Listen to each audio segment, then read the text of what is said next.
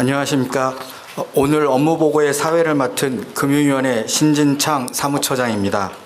금일 업무보고에 앞서 대통령님 말씀이 있겠습니다. 네, 이번에는 금융 및 공정위 관련 기관들 업무보고가 되겠습니다.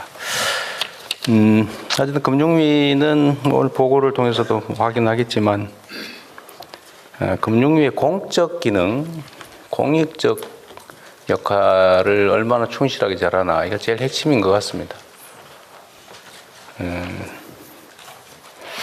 하여튼 가급적이면 사람들이 얘기하는 바대로 생산적 금융으로, 또 많은 사람들이 공정하게 금융 접근권을 가지는 포용 금융으로 금융 제도가 좀 발전돼야 되겠다는 생각을 합니다.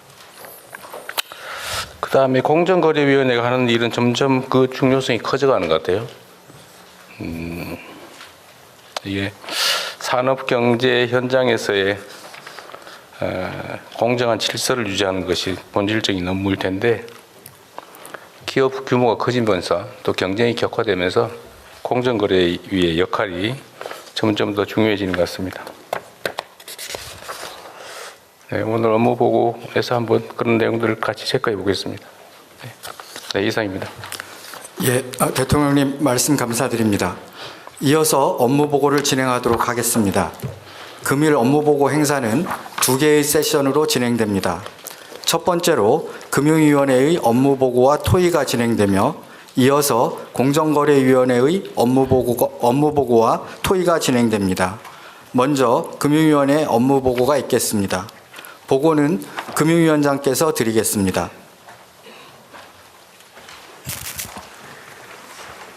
금융위원회 위원장 이호곤입니다. 지금부터 금융위원회 업무계획을 보고드리겠습니다. 지난 6개월은 시급한 민생회복과 금융정책의 새로운 기틀을 마련하라는 국민의 명령을 이행하기 위해 숨가쁘게 달려온 시간이었습니다. 먼저 무너진 민생경제의 신속한 복구에 금융이 앞장섰습니다. 신용사면을 통해 286만 명께 다시 일어설 기회를 드렸고, 세도약기금을 출범시켜 장기 연체에 시달려온 113만 명의 경제복귀 지원을 개시하였습니다.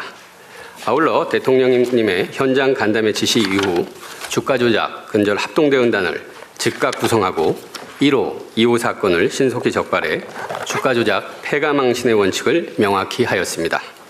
이어 150조 원 규모의 국민성장펀드 출범, 금융권의 603조 원 자금 공급 약속, 역사적인 코스피 4000시대 개막 등 금융이 드디어 미래를 향해 움직이기 시작하였습니다.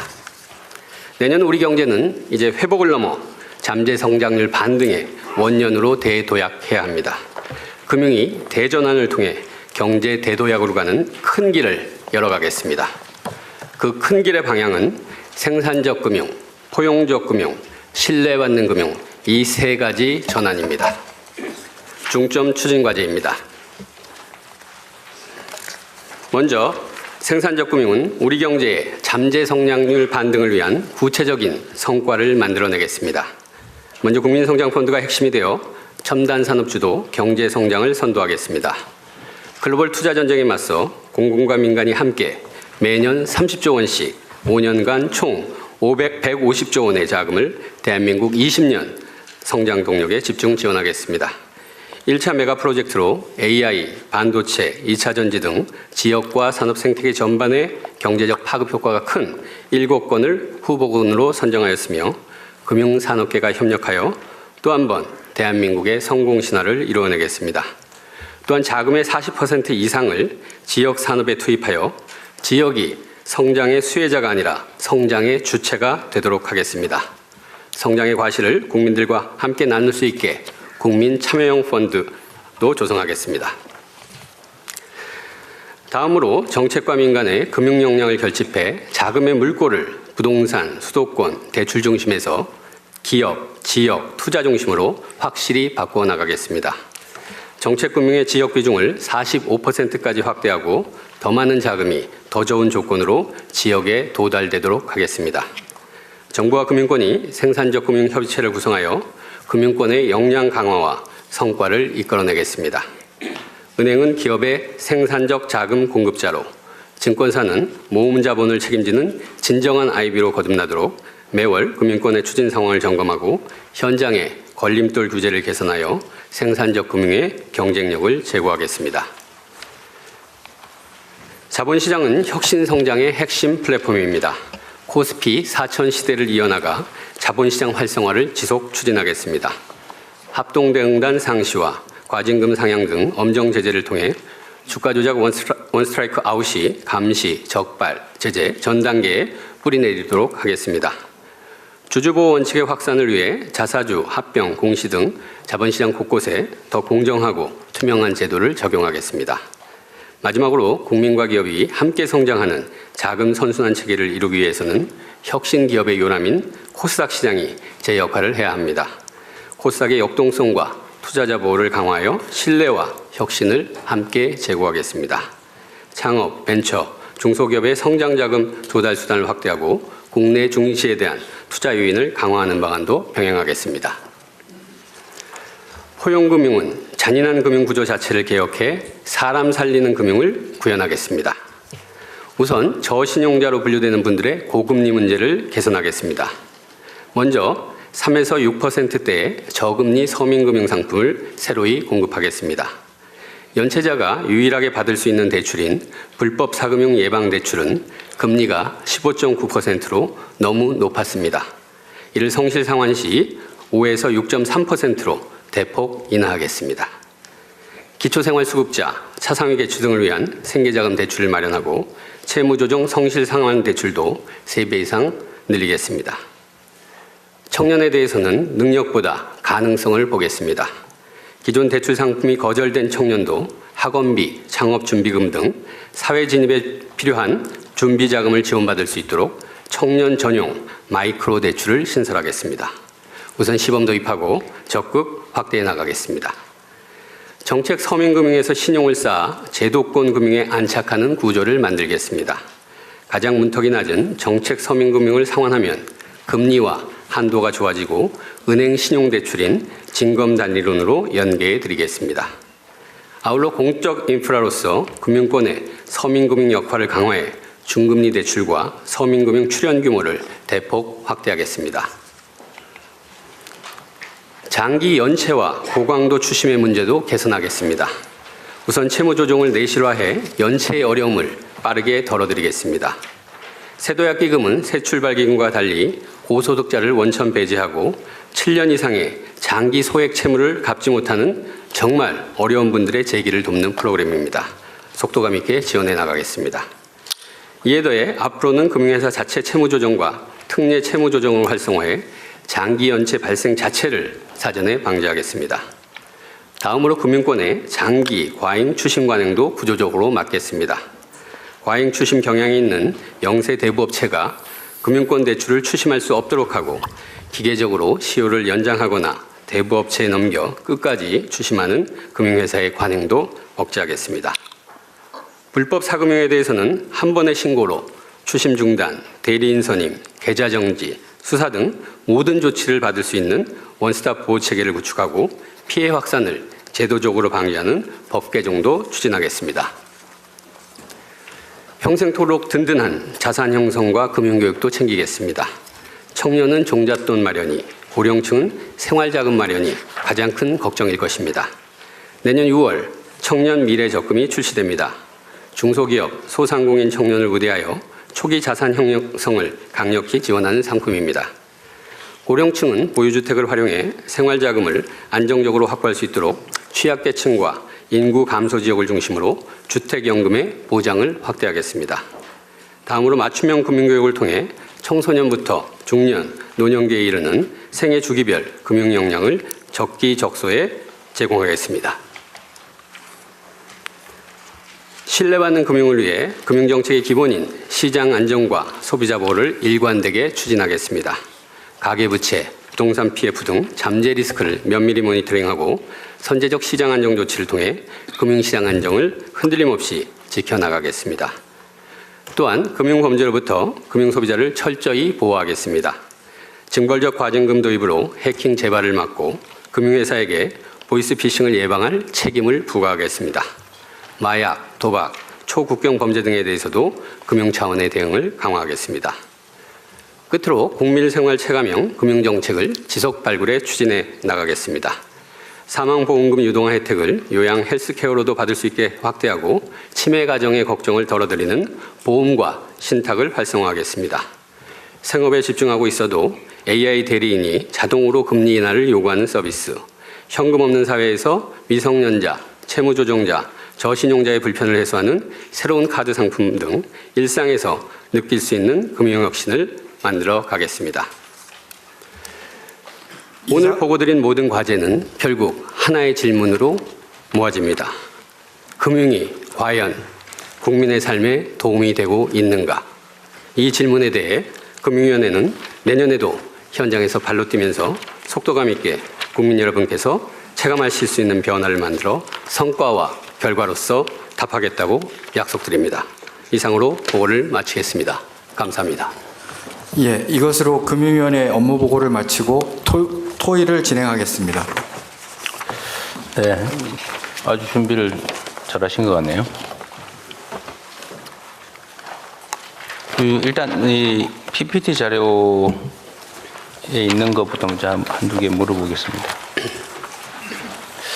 코스닥 시장 신뢰 제고, 또 혁신 제고, 이게 혁신 기업을 위해서 중요하다 이렇게 얘기하시는 거죠? 네.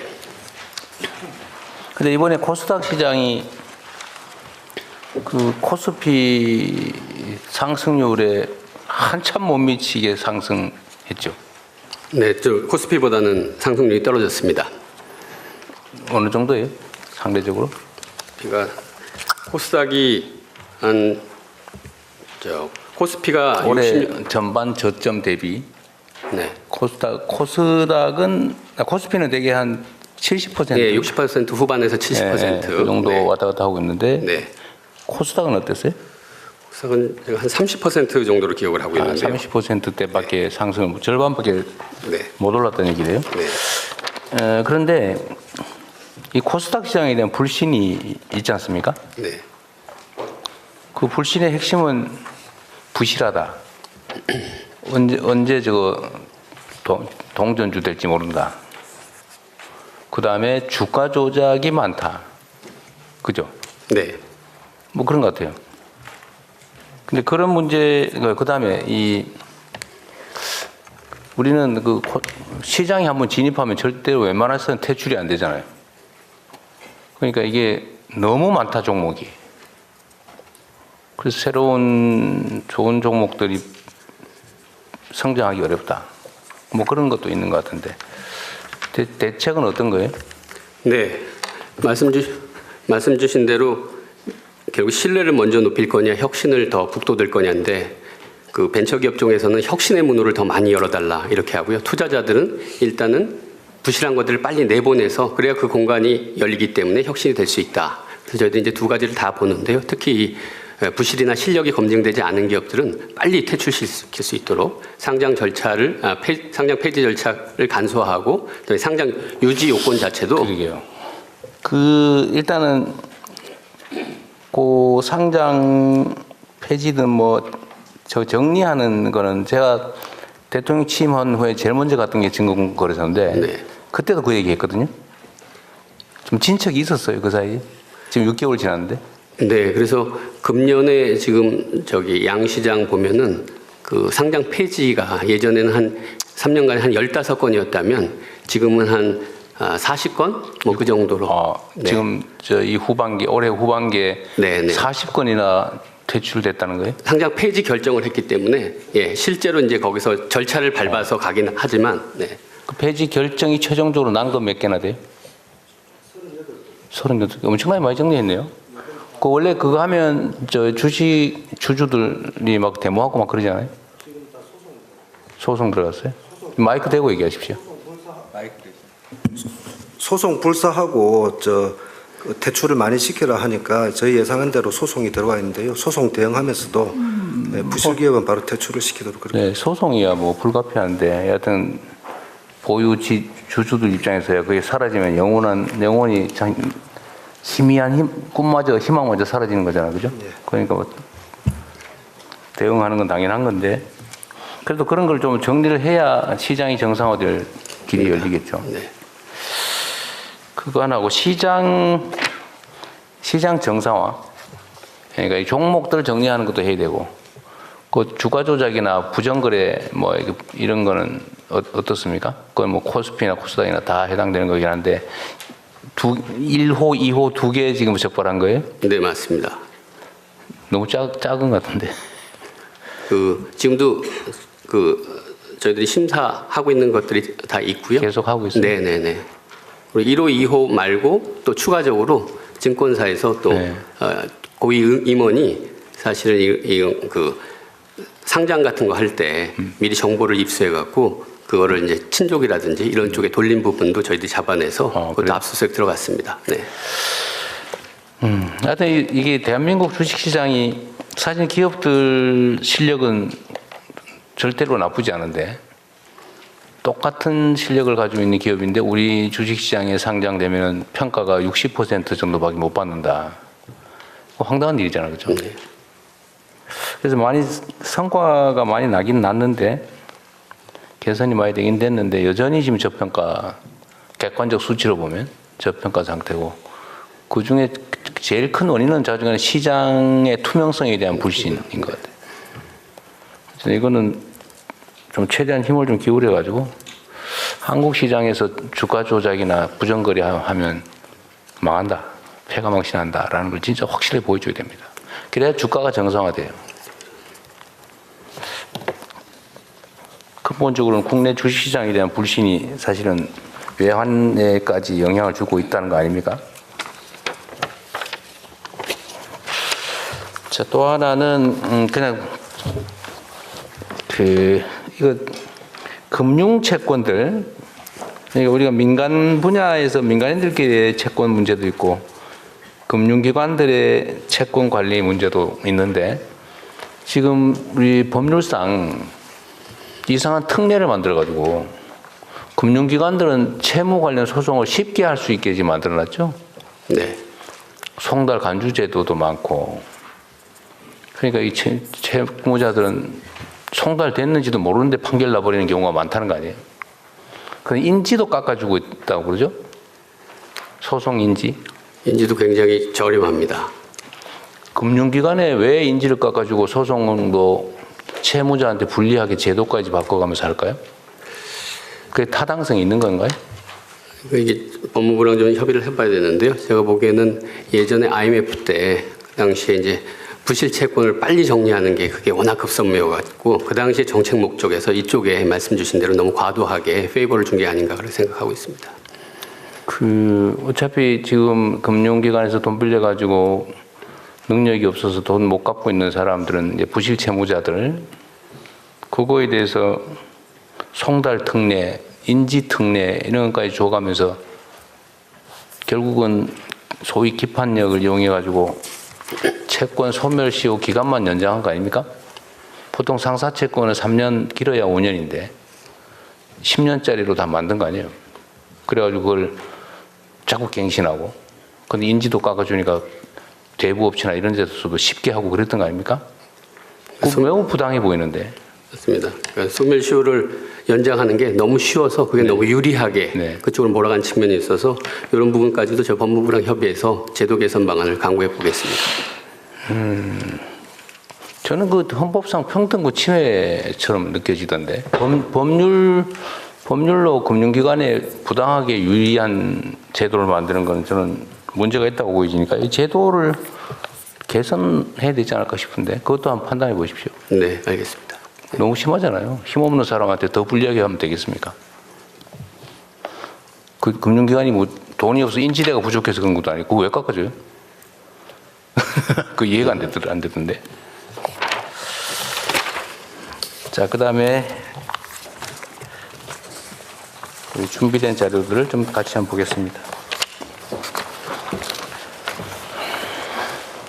약간 생산적 금융으로 또 포용적 금융으로 전환해야 된다는 건 정말로 중요한 과제인데 이게 말만이 아니고 진짜 실행이 좀 돼야 되겠습니다. 네.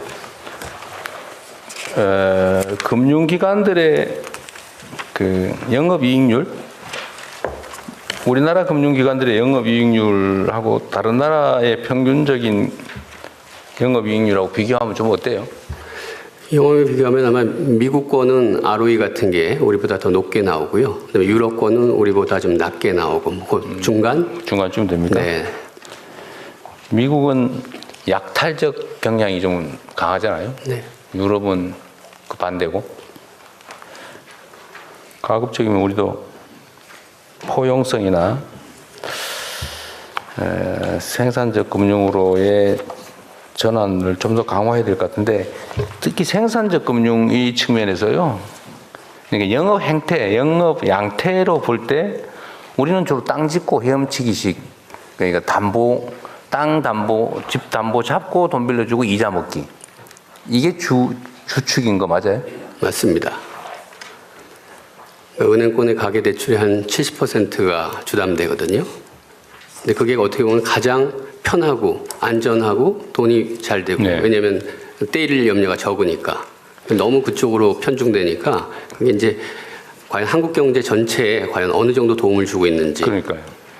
그게 원래는 예를 들면 기업 영역에, 생산적 영역에 그야말로 돈이 흘러가야 되는데, 이게 전부 소비 영역에, 민간 소비 영역에 다 물려 있다는 거 아닙니까? 어쨌든 이런 점은 우리나라가 좀 심하죠. 네, 그렇습니다. 그래서 이것도 시정을 좀 해야 되는 게 맞는 것 같아요. 그래서 저희들이 이번에 이제 은행들의 유인을 어떻게 바꾸냐면 주택담보대출로 가는 위험 가중치를 종전보다 더 높여버리고, 네. 주식이나 이런 쪽에 더 위험하게 가는 가중치는 좀 낮춰서. 낮추고. 근데 국제 기준에 그게 부합되지 않는 게 아니거든요. 네. 국제 기준에 부합되면서 그런 쪽으로 좀 방향을 바꿔 나가고 있습니다. 그리고 그런 제도 개혁들을, 그러니까 이 정책 변화나 이런 것들을요, 가급적이면 법률 형태로 좀 나중에 정리가 좀 되면 법률 형태로 좀 고정을 시키면 좋겠어요. 이게 의지를 가지고 막 겨우 힘들게 조금씩 바꿔놓으면 어느 순간에 휙 되돌아가 버리더라고. 이 돈이 힘이 무섭잖아요. 그래서 좀 제도화하면 좋겠다. 일단 일정한 정책 개선을 이뤄내면 그걸 제도로 만들어놔서 그냥 그것도 그냥 지침이니 뭐 관행이니 이런 수준이 아니고 가능하면 입법 형태로 좀 확실한 게 일단 좀 개선 성과를 좀 많이 만들어야 되겠습니다. 네. 이 포용금융 문제도 마찬가지인데 하여튼 뭐 계속 제가 반복적으로 얘기하는 게 이게 워낙 심각한 주제인데다가 잘 안 고쳐져서 하는 얘기예요.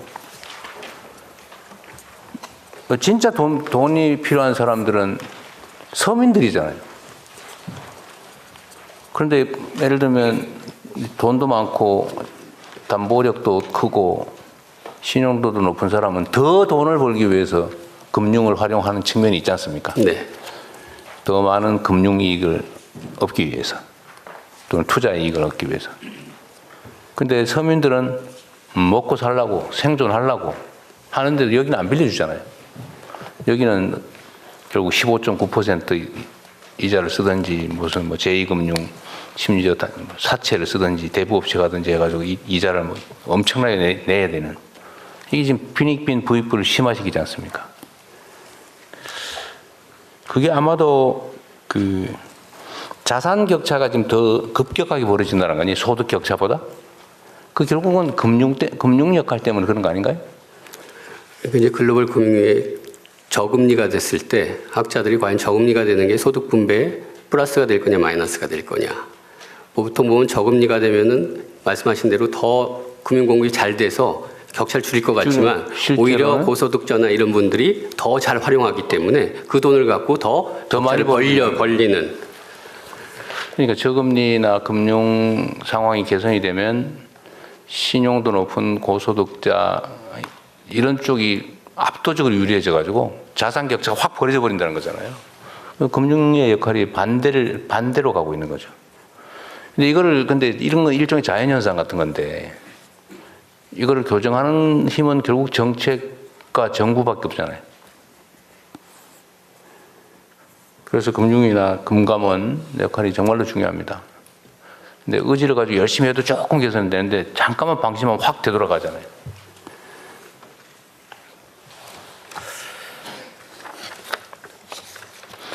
3 내지 6.3%의 낮은 금리의 서민금융을 제공하겠다고 하셨는데 방법은 뭐고 규모는 얼마 정도예요? 네, 지금 그게 이제 불법 사금융 대출이라고 네. 사실 이건 거의 아무것도 안 보고 진짜 급하신 분들이 와서 돈을 받아가는 겁니다. 지금 현재 있고요. 15.9%. 네네, 100만 원 받아가실 수 있습니다. 아, 15.9%에 빌려주는 금액 최대 대출한다고 100만 원이에요? 그렇습니다. 네. 세상에. 근데 이제 뭐 절대액은 좀 작기 때문에 이자가 이거는 당장 불법으로 가는 걸 막기 위해서 심사 같은 거 안 하고 거의 그냥 바로 드리는 거고 이제 그렇긴 하는데 그게 있는데 말씀하신 대로 15.9라는 그 자체의 상징성도 있고 결국 부담이 되기 때문에 이걸 어떻게 바꿔나갈 거냐. 그래서 저희들이 일단은 12.9%, 뭐 하고 9.9% 사회적 배려자는 9.9%를 1차적으로 낮춰줍니다. 네. 그다음에 이분들이 이제 1년이나 2년 뒤에 그거를 상환하시면 그때 그동안의 이자를 반을 다시 되돌려드립니다. 아, 제대로 다 갚으면 일부를 되돌려주는 거. 그것도 네. 괜찮은 새로운 방식이네요. 네, 네. 제 날짜에 정상적으로 갚으면. 네, 그렇습니다. 그러니까 어떻게 보면 자기가 디폴트 위험이 없는 거를 증명한 게 되는 거예요. 네. 그러니까 그만큼은 다시 저희들이 되돌려주는 거죠. 요거는 그런 식으로 운영할 거다. 네, 15.9를 일단 받는데 원리금을 딱 또박 다 내면 마지막에 낼 때 3.3 내지 6.3%로 계산한 나머지를 돌려주겠다. 네. 그리고 그렇게 돌려줄 게 아니라 까줘야 되는 거 아니에요? 마지막 2번은 면제 준다든지. 뭐 방법론은 그렇게 하고요. 그래서 이제 그렇게 하고 나서 거기서 끝나는 게 아니라 이렇게 상환했다는 기록이 생기면 이제 신용도가 올라가야 되잖아요. 그러니까 이분들을 별도로 저희들이 그 500만 원짜리 프로그램으로 빌릴 수 있는 거를 이제 만들어서 거기가 4.5%짜리 그걸로 해서 한번 다시 한번 돈을 빌릴 수 있게 하고 거기서 이제 더 잘 되시면 은행권으로 저희들이 연계해서 뭔가 신용이 쌓이고 점점 사다리가 생기고 그래서 이 정책금융과 은행권이 같이 연결되어 있는 그런 메커니즘을 좀 만들려고 하고 있습니다. 은행에 가서 3천만 원을 대출 받으려면 최소 경력을 한 2, 3년은 쌓아야 되네요. 여기서 이제 그 정도, 네네. 없는 것보다 낫겠네요. 그리고 또 한 가지는 이렇게 이제 금융기관이 손해 안 보는 방식까지 손해 안 보는 방식이잖아요, 이거는요. 그런데 금융기관도 공적 기능을 해야 될 거 아닙니까? 맞습니다. 네. 그리고 원래 이자율이라고 하는 데에는 그 신용 그러니까 못 갚는 사람 일정 비율에 못 갚는 사람을 다 계산해 넣은 거잖아요, 비용으로. 네. 그래서 저는 그런 생각이 들던데 이자에는 그냥 빌려갈 사람들 중에서 못 갚는 사람들을 다 예측을 해가지고 통계적으로 그 비용으로 다 하고 대손 충당금이라 그럽니까? 그거 다 쌓잖아요. 네. 그러면 못 갚는 사람, 그러니까 못 갚는 사람은 이 비용으로 금융기관은 다른 대출자들한테 다 전가를 해놓은 상태인데 실제 이제 손해가 발생한다, 즉 연체를 한다. 그럼 그건 연체 당해서 아예 못 받아도 손해가 아닌 상태 아니에요? 근데 이제 계산 방식이 부도율이 있고 곱하기 회수율이 있습니다. 회수율. 그까지 다 계산한 거예요? 네, 그까지 다 계산했기 때문에. 하여튼 참 기술도 많이 발전해가지고 아주 악착같이 하는 건 좋은데 이러다 보니까 금융이라고 하는 영역은 가장 자유주의적인 아주 그냥 정말 피도 눈물도 없는 자본주의의 아주 최첨단 영역 같은 그런 느낌을 줘요. 근데 이게 바람직한 것도 아니잖아요. 정책적으로 보면. 금융도 역시 사회의 한 부분이기 때문에 지속 가능하게 가야 되는 거고요. 네. 그다음에 사회의 수준에 따라서 금융권에 요구하는 어떤 공공성이라든지 다양한 것들이 사회 전체를 보면 계속 올라가고 있습니다. 근데 그런 의식이 너무 부족한 것 같은데 여하튼 우리 정부에서는 최소한 금융이라고 하는 게 개인이 내가 노동해서 번 돈 빌려주고 받고 이런 게 아니고 국가 발권력을 이용해서 그리고 다른 사람들 영업을 못하게 막아서 특권적 지위에서 하는 특별한 영업이잖아요. 즉 개별 금융기관 자체 또는 그 구성원들의 개인적 노력만으로 만들어지는 게 아니다. 그죠? 네. 국가 사무를 대신하는 측면이 있잖아요. 거기서 이익을 보면 거기에 상응하는 책임도 져야 된다. 라는 점을 좀 분명하게 해야 될 것 같습니다. 근데 그런 공적 책임 의식이 충분한지는 계속 의문이에요.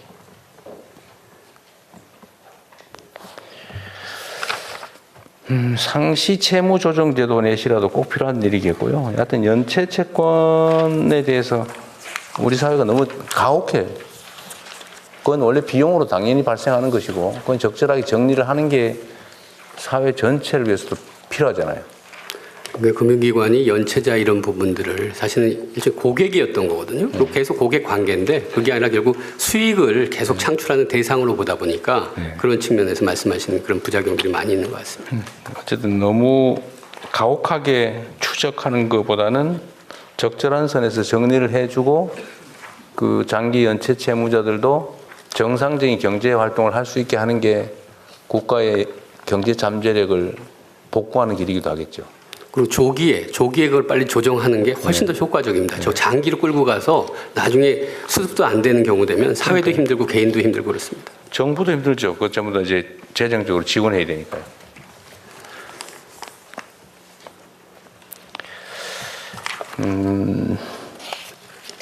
해킹 금융범죄 분야야 열심히 할 것 같고.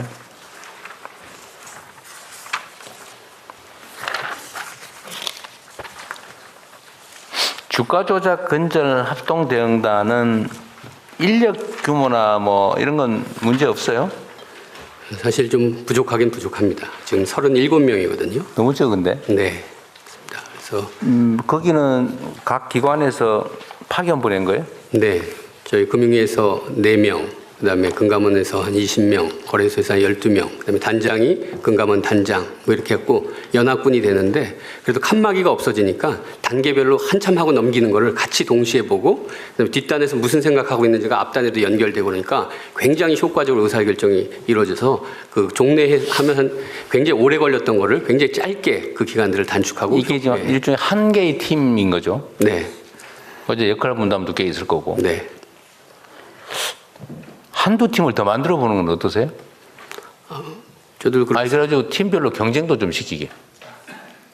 저희들도 그렇게 이 기능을 지금 뭐 실무적으로 물어보면 뭐 포렌식이라든지 이런 거 할 때도 굉장히 많이 필요하고 뭐 그래서 그렇게 해주시면 저희가 1호, 2호 사건이 아니라 10호, 20호, 50호까지 잡아내겠습니다. 이거는 정말 탈탈 털어가지고 아예 꿈도 못 꾸게 만들어야 되는데 초기 대응이 중요하거든요.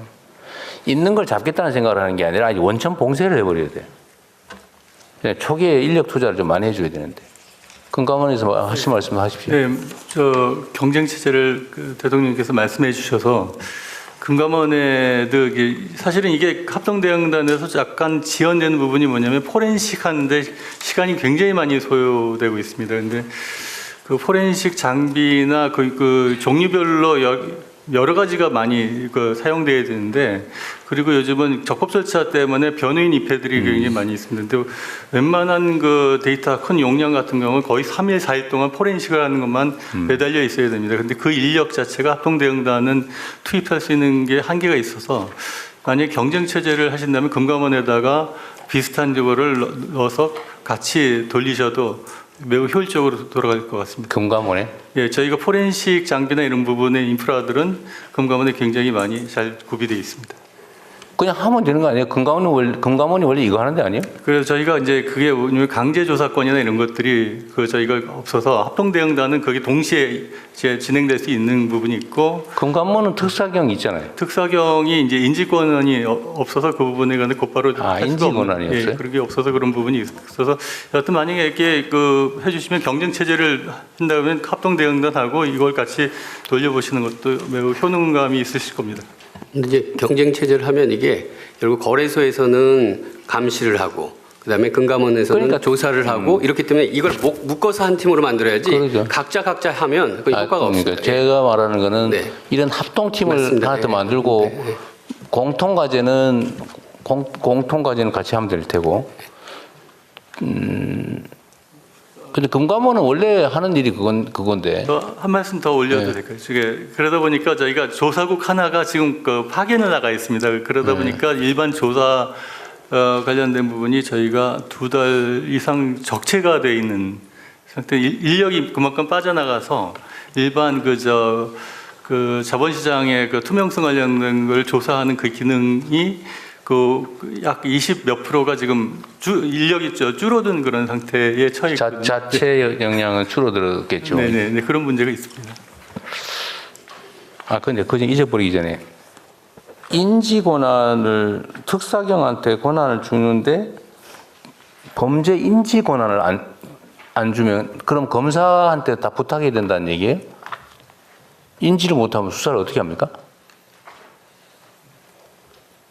여튼 규정으로 훈령으로 지금 제한이 되어 있는 그런 상태입니다. 그거는 총리실에서요. 이게 각 부처의 특사경들이 다 그러고 있는 것 같아요. 보니까요. 다 그런 것 같아요. 인지 권한이 없는 것 같아요. 근데 그게 왜 그런지 한번 확인해 보시고요. 그러니까 정식 경찰이 아닌 특사경들이 어디 배치되어 있는지 그 사람들한테 인지 권한이 있는지 없는지 그거 한번 조사를 한번 해봐 주세요. 예, 대통령이 그 기회를 주시면 우리 자본시장 전문가가 그 부분에 대해서 잠깐 설명을 좀 드리겠습니다. 금융위원회 증선위원 상임위원입니다.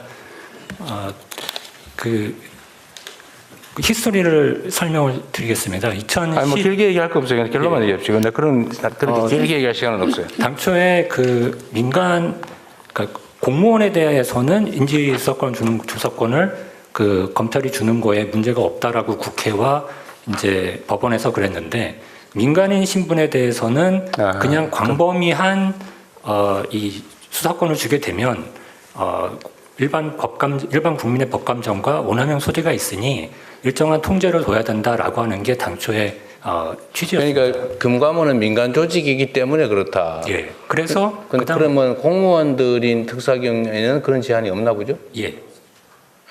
그것도 한번 알아보십시오. 예, 알아봅시다. 예. 알아보고 그 논리적으로 뭔 문제가 있는지도 검토해 보시고요. 말씀 올려드릴까요? 그러니까 지금 현재 국민건강보험공단 지금 하고 있는 특사경은 그 인지권한을 갖고 있는 것으로 저는 보고받고 있습니다. 그리고 또 하나는 한국부동산 감독원 이번에 신설하는 것도 인지권한을 부여하는 것으로 알고 있습니다. 그래서 그 참고해서 종합적으로 판단해 주시면 건보공단은 수사권한이 없어서 이번에 새로 주자고 한 거 아니에요? 이번에 결정해 주신 겁니다. 그러니까 시작하려고 합니다. 인지권한이고 뭐고 수사권한 자체가 없었잖아요. 예, 맞습니다. 건보공단. 그거 잘못 알고 계신 것 같고. 어쨌든 그건 또 알아봅시다. 알아보고 이걸 좀 확대하는 방안을 좀 연구를 해보세요. 네, 연구해서 알겠습니다. 그거는 저기는 총리실에서 좀 전체 주관을 해서 너무 규모가 적은 것 같습니다. 저희도 이번에 한번 청을 드리면 저희들이 그 자본시장 조사하는 게 2개 과밖에 없거든요. 그래서 예전에 자본시장 조사국이 있었는데 한번 국으로 만들어 주시면 제가 그 부분 같은 경우는 더 적극적으로 해보도록 하겠습니다. 공무원 수 늘리는 건 참 그렇더라고. 근데 금감원은 인원수가 꽤 많잖아요. 금감원이 원래 하는 일은 금융위는 조사보다는 정책 중심 아니에요? 원래 조사는 현장 여기 합동대응반에 4명을 보내는데요. 그 과가 5명입니다. 4명이 가버리니까 여기가 그냥 사실상 공백 상태가 되니까요. 근데 원래는 그거는 금융위와 관계없이 금감원이 조사해야 되는 거 아니에요? 네, 그렇습니다. 원래 그렇잖아. 그 구조에 관한 문제는 좀 더 의논해서 한번 얘기해 주십시오. 네, 하여튼 분명한 거는 조사 역량을 대폭 늘려야 되겠다는 거예요. 보이스피싱은 이게 금감원 일은 아닌 것 같은데. 보이스피싱을 막기 위해서 무슨 앱을 만들어 가지고 이건 금융기관이 할 일은 아닌 것 같네. 통신사가 할 일인 것 같긴 한데. 그래도 지금 저희들이 보이스피싱 AI 플랫폼이라고 그래서요. 네. 그 센터를 만들어서 그 예전에는 각각 개별적으로 움직였다면 이제 모든 정보가 거기 모이기 때문에 서로 다 공유를 하고요. 그러면서 굉장히 신속하게 차단할 수 있고 연계되는 것도 차단할 수 있고. 통신사하고 그러면 협력을 해가지고 일정 패턴의 이 번호의 통신은 보이스피싱 우려가 높으면 인공지능으로 검색해서 통신사에 차단 요청하고 뭐 그런 시스템을 만든 거예요? 일단은 지금 금융기관인데 통신사는 갖고 있는 법적 근거가 있어야 됩니다. 그래서 이제 그 부분을 더 확대하면 통신사는 우리가 주는 것보다 거기서 번호를 받으면 그 번호들을 갖고 계좌랑 이것까지 다 연결할 수 있기 때문에 그런 측면에서 굉장히 효과적이 될 수 있습니다. 금융기관은 잘 모르겠는데. 알겠습니다. 넘어가죠.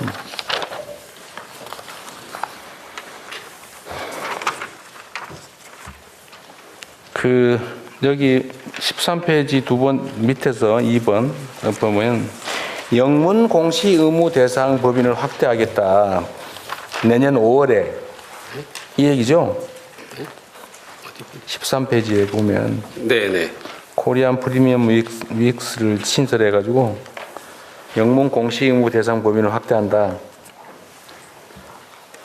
근데 이거 뭐 그렇게 어려워요? 최소 상장해서 등록해서 좀 내면 자기 회사 IR을 한글로만 하고 영어로 안 한다고 하는 게 이때까지 그랬다는 거죠, 지금? 네네. 예. 외국인 투자자들이 이런 얘기를 요청을 하더라고요. 근데 좀 창피했습니다. 네. 세계 10대 경제 대국 강국이라면서 기업 IR 자료가 영문으로 없다고 하는 게 참. 그럼 우리나라 국내 기업들은 외국인 투자자들에 대해서 별로 관심이 없었다는 얘기인데.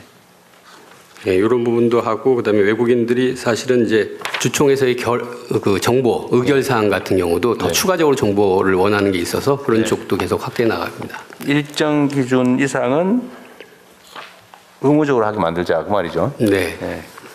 그리고 단계적으로 더 확대할 거고요. 또 영문 부담 같은 거 있는 경우는 거래소나 이런 데서 서포트하기로 했습니다. 14페이지 밑에 금융회사의 출연 규모 대폭 확대. 연 4,348억에서 6,321억. 참 금융기관들이 연간 얻는 영업이익에 비하면 참 소소하네요. 네, 금융회사들이 아까 말씀하신 대로 결국 제도적으로 어떻게 사회적 기여를 할 거냐에 보면은 지금 현재 제일 중요한 게 출연금입니다. 네. 신보, 기보, 뭐 주금공 이런 데 다 내는 게 있고 그다음에 서민금융진흥원 그래서 다 합하면 한 3조 정도 되거든요. 3조? 네. 이거는 6,321억 이건 뭐예요, 그러면?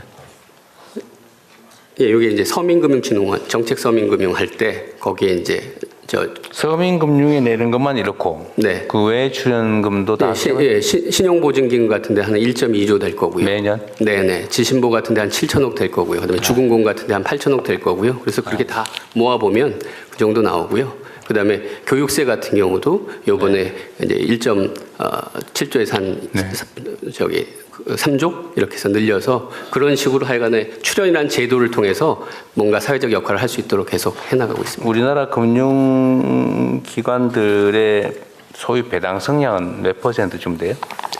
배당 성향이 한 3조 나오면 일본에 한 1조 정도 했던 걸로 기억이 납니다. 1조 정도? 30%대. 네네네.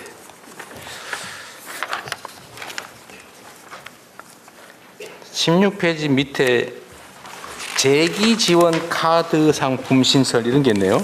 네.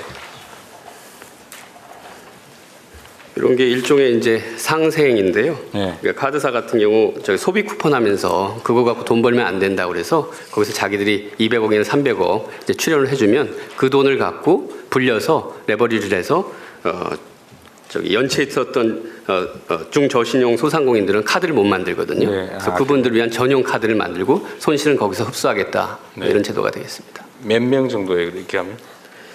이게 제가 그 숫자는 월 10만 원 한도. 그거는 체크 카드 네. 쪽이고요. 요 밑에 카드사 재원을 바탕으로 중저신용자. 헥살론 카드 발급을 한다. 네. 그러니까 200억에서 300억 하면 이제 레버리지를 하면 한 1000억이나 이렇게 되니까 그 부분의 혜택을 받을 수 있습니다. 안 하는 것보다는 훨씬 낫긴 한데 역시 소소하네요.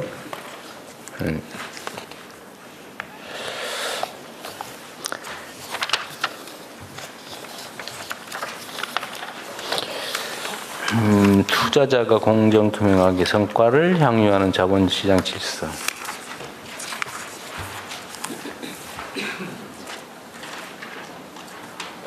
아까 이건 얘기한 거네. 네, 넘어가겠습니다.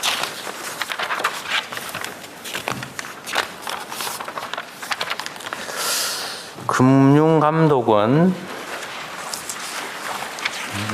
금융감독원은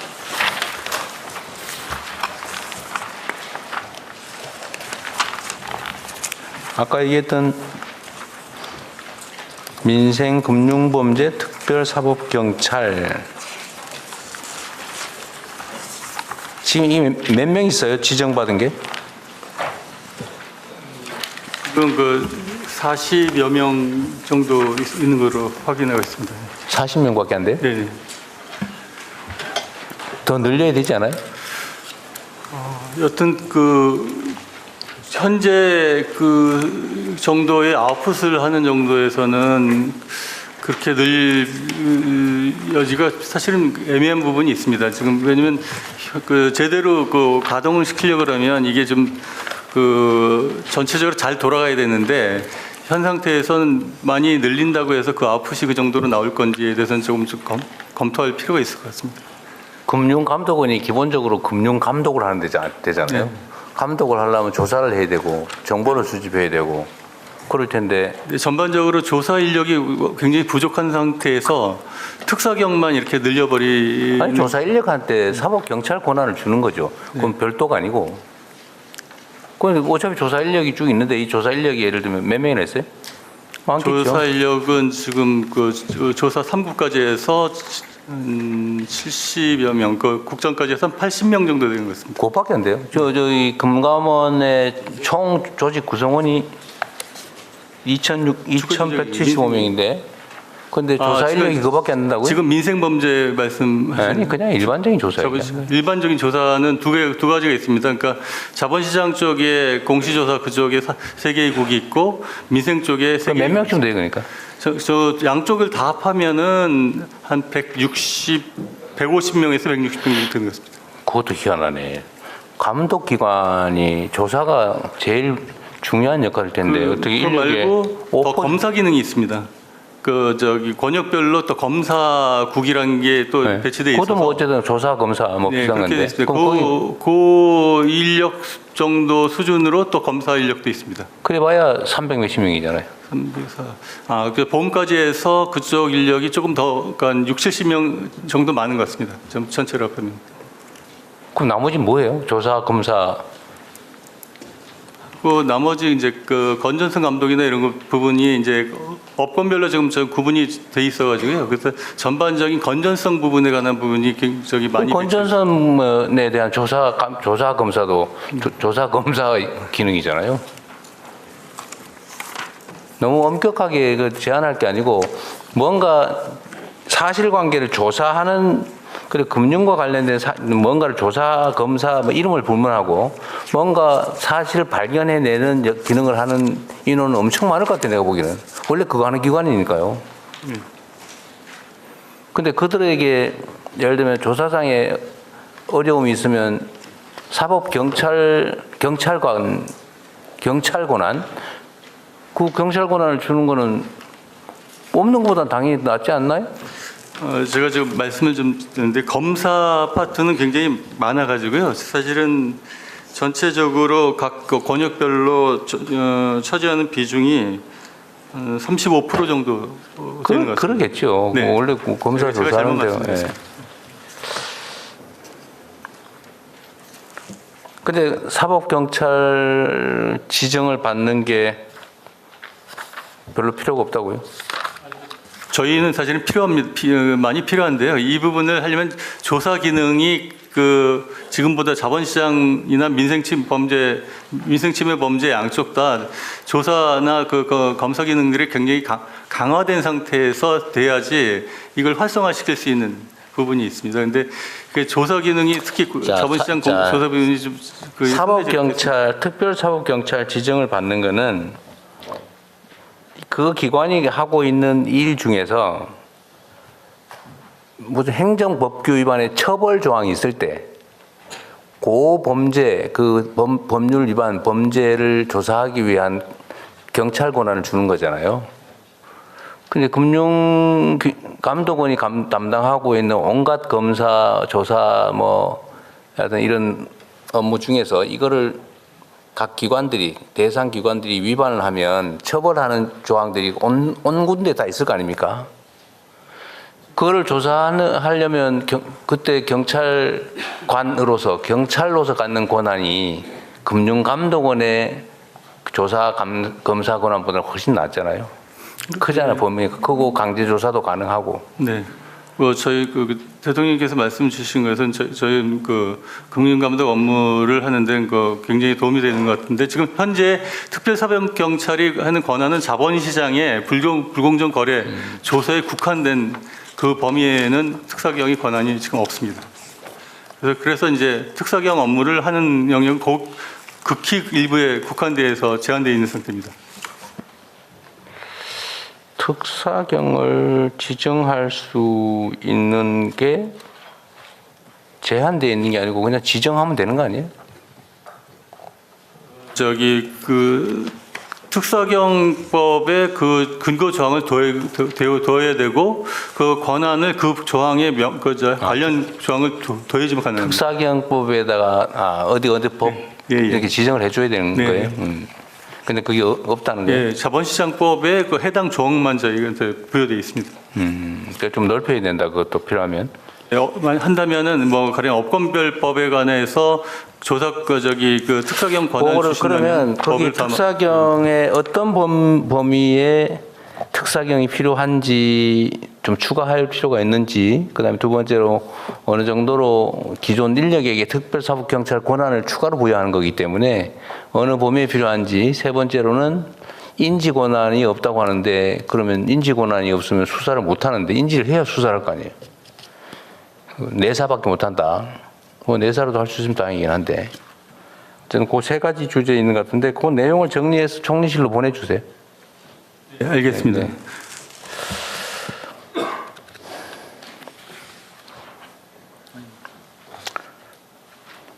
자, 불법 사금융 단속도 금감원에서 해요? 단속까지는 합니다. 네. 단속은 해요? 네. 여기도 특사경 필요하지 않아요? 네, 필요합니다. 지금. 특사경 지정받은 인력이 있어요? 없습니다. 이것도 법을 신설해야 됩니다. 해당 조항을. 특사경으로, 그거는 이 사금융은 특사경 조사 대상이어서 내가 경기도에 있을 때 우리 공무원들 지정받아서 했는데? 네. 그건 지정만 하면 되는 거 아니에요? 법을 고치는 게 아니고. 그것도 이제 특사경으로서 수사권을 받으려면은 특사경법에 해당 조항을 지금 넣어야 되는 상황입니다. 특사경법에 무슨 법 위반에 대해서 특사경을 지정할 수 있다고 이런 식으로 돼 있지. 무슨 법 위반에 대해서 금감원에 할 수 있다 이런 조항은 필요 없고 그건 검사가 지정만 해주면 되는 거 아니에요? 특사경법에 보면 불법 사금융 대부업 위반은 있지. 예, 있습니다. 광역, 지방, 지자체의 몇 급 공무원 이런 식으로 한정이 되어 있기 때문에 감독원을 열려면 그 조문을 고쳐야 됩니다. 대상 기관도 특정이 돼 있어요? 예, 그렇습니다. 그럼 그것도 고쳐야 되겠네요. 이제 불법 사금융 단속도 좀 강화를 해야 될 겁니다. 그건 지방 정부들이 좀 하면 좋은데 잘 못하는 것 같아요. 금감원에서 좀 준비해서 하십시오.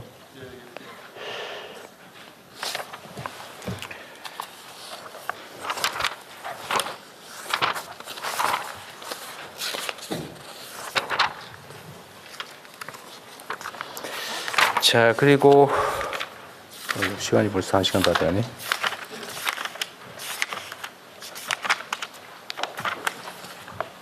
금감원이 하는 일 중에 43페이지의 라항을 보니까 금융회사 지배구조 및 내부 통제 강화 등을 통한 책임 경영 유도 이런 것도 있네요.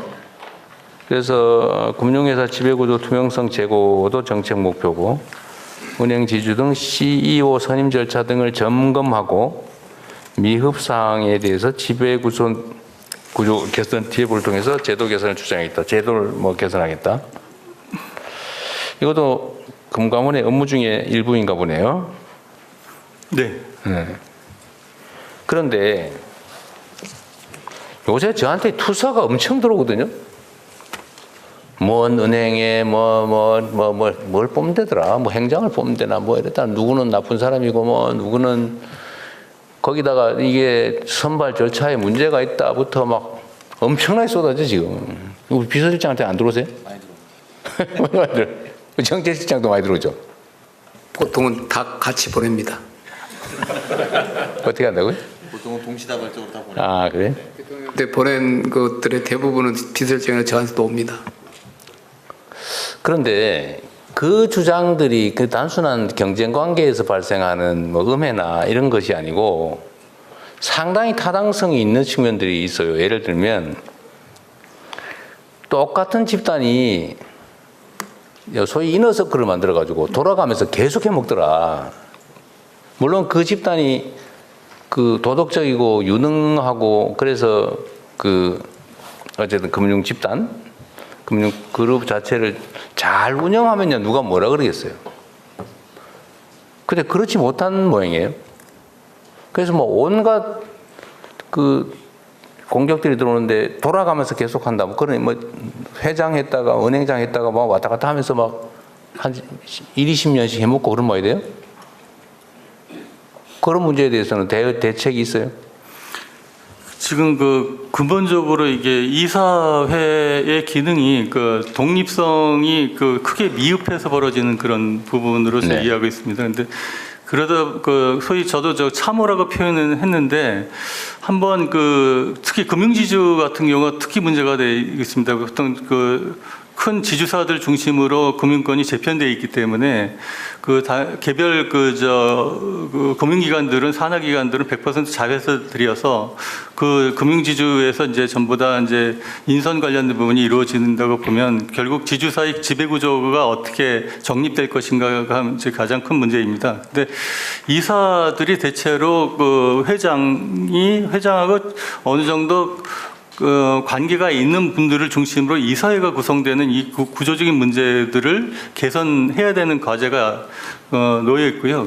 그러다 보니까 저희가 하는 부분은 이사의 독립성을 어떻게 강화할 것인가를 이제 말씀드리는데 금융회사의 지배구조법 등 관련 법들을 보면은 그 금융지주사에 대한 우리가 검사 감독 제재 권한 같은 것들이 지금 극히 미비한 상태입니다.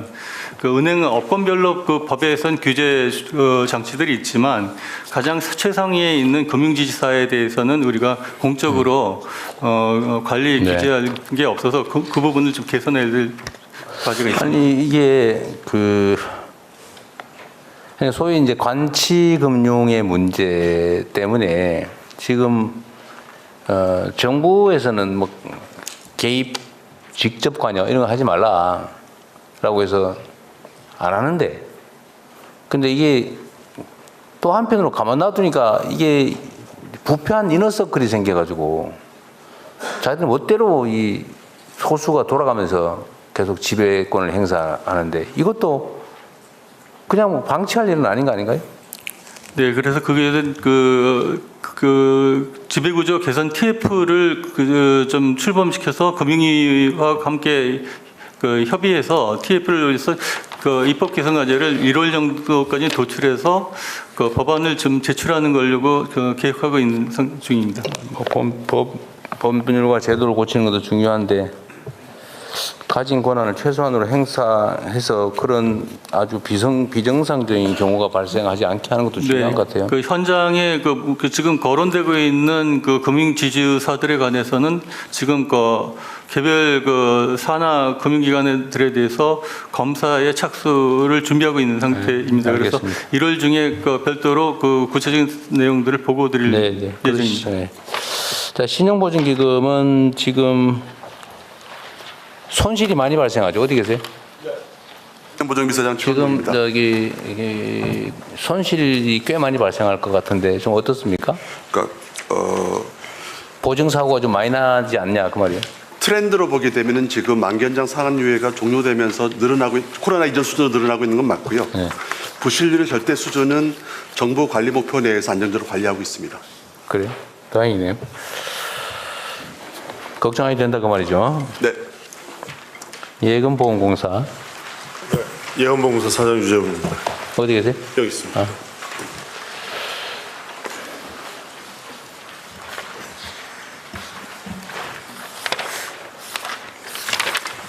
여기는 지금 예금보험공사가 개입해야 될 사고가 최근 년에 가장 늦게 발생한 게 어디예요?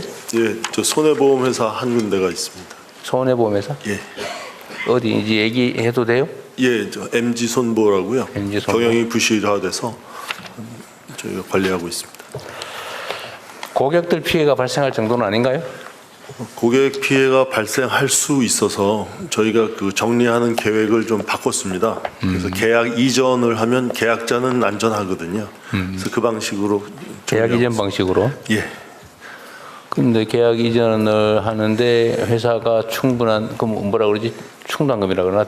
뭐 어쨌든 예, 회사 그 부족할 총재산, 예, 총재산. 부족할 수가 있잖아요. 예, 부족하면은 순자산이 부족합니다. 예, 그래서 그래서 부족하면은 이제 계약 인수를 하면 예보가 그 부족한 부분을 다 책임지는 거예요. 그렇습니다. 예. 그게 얼마 정도예요?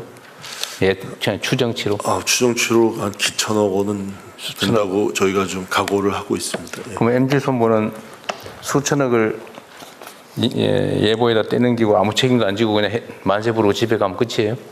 그래서 예금보험공사 내에 그 책임자 조사 기능이 있습니다. 그래서 민형사 네. 소송까지 할 수 있게 돼 있습니다. 자, 자산관리공사. 예, 자산관리공사 사장 정종훈입니다. 어디 계신가요? 예, 여기 있습니다. 예. 여기는 자산 매각도 하고 그러죠? 네, 그렇습니다. 제가 업무 보고서에 이 자산 매각 관련된 얘기가 있나 자세히 찾아봤더니 없어요. 저희들이 크게 하는 업무가 이제 가계하고 기업 재기 지원, 네. 그다음에 대통령이 말씀하신 자산 매각 관련인데 저희들이 업무 보고서를 처음에 작성할 때는 같이 내용을 넣었습니다. 그 네. 캔코의 중요한 업무이기 때문에. 그런데 제가 알기로는 금융위하고 이제 대통령실하고 이제 협의를 하시면서 오늘 금융위 업무 보고니까 자산관리공사의 금융위 업무 보고 내용만 이제 축약해서 지금 자리에 그랬어요? 나와 있고요. 뭐 저는 그렇게 보고를 받았습니다. 자산관리공사는 그러면 금융 외에 나머지 부분은 누구의 지휘를 받습니까? 기획재정부 지휘를 받습니다. 그러면 지금 현재 소속은 어디예요? 금융위 소속입니다. 금융위 소속? 네. 나는 기재부 보고에서는 자산 매각 관리에 대해서는 전혀 보고하지 못했는데. 그 기재부가 전체적으로는 일부 보고는 드렸는데요. 네, 전체만 했는데. 상세한 토론을 못한 걸로 알고 있습니다. 네, 캠코가 주로 하는 거니까 제일 많이 가지고 있지 않아요? 매각해야 될 자산 관리는 캠코가 제일 많이 갖고 있지 않습니까? 전체 국유재산 중에서는 1.9% 가지고 있는데 뭐 대부분 나머지 기관들은 나머지는 다 그렇습니다. 행정재산이니까. 예, 맞습니다. 그건 예. 매각할 게 아니고 그렇습니다. 잘 이용해야 되는 거고. 예. 처분이 가능한 일반 재산인가요? 예, 일반 회계 일반 요즘은 재산은 일반 재산이라고 그러지? 그렇습니다. 예.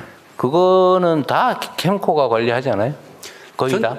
전체 일반 재산은 아니고요. 특별하고 그중에 기금은 빼고 일반 회계만. 매각해야 될 부분들 처분해야 될 건 다 캠코가 하는 거 아니에요? 그 일반 재산 중에서도 일반 회계가 있고 특별 회계가 있고 기금이 있습니다. 그중에서 중요한 부분을 가지고 있는데 이제 제일 큰 부분은 저희들이 하고 있습니다. 그런데 이후에 저희가 아직 부처보고 몇 개 빠진 거 누락된 거 하고 같이 빠진 게 어디 있어요? 아니 이전에 추가로 받아야 되실 보고 받으실 군데가 몇 군데 있습니다. 그래서 산하기관들? 네, 산하기관들 중에 보고 제도는 안 된대 하고 같이 추가로 같이 그 자산관리 부분을 한번 보고 받으셔도 한번 따로 할까요? 네, 보고를 받으실 필요가 있습니다. 그런데 일단은 추상적으로 줄거리만 몇 개 물어볼게요. 예. 네, 자산 매각은 기본적으로 경쟁 입찰을 하게 돼 있잖아요. 기본적으로.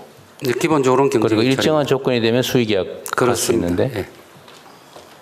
수의계약 할 때는 감정가 이상으로 받는 게 원칙이잖아요. 수의계약은 감정가로만 딱 받습니다. 네. 근데 감정가 이하로 수의계약했다는 얘기는 도대체 뭐예요? 언론에 보도된? 그거는 언론이 보도가 잘못됐거나 사실이 다를 거라고 생각합니다. 감정가 이하로 수익계약이 될 수는 없습니다. 아마 시가보다 감정가가 좀 낮았나 높았나는 있을 수는 있어도요. 어쨌든 감정한 가격으로만 수입을 계약하게 돼 있습니다. 언론의 보도들은 그렇게 안 났던데 우리 실태 조사를 어디서 하고 있죠? 실태 조사를 기획재정부가 총괄적으로 하는 걸로 알고 있습니다.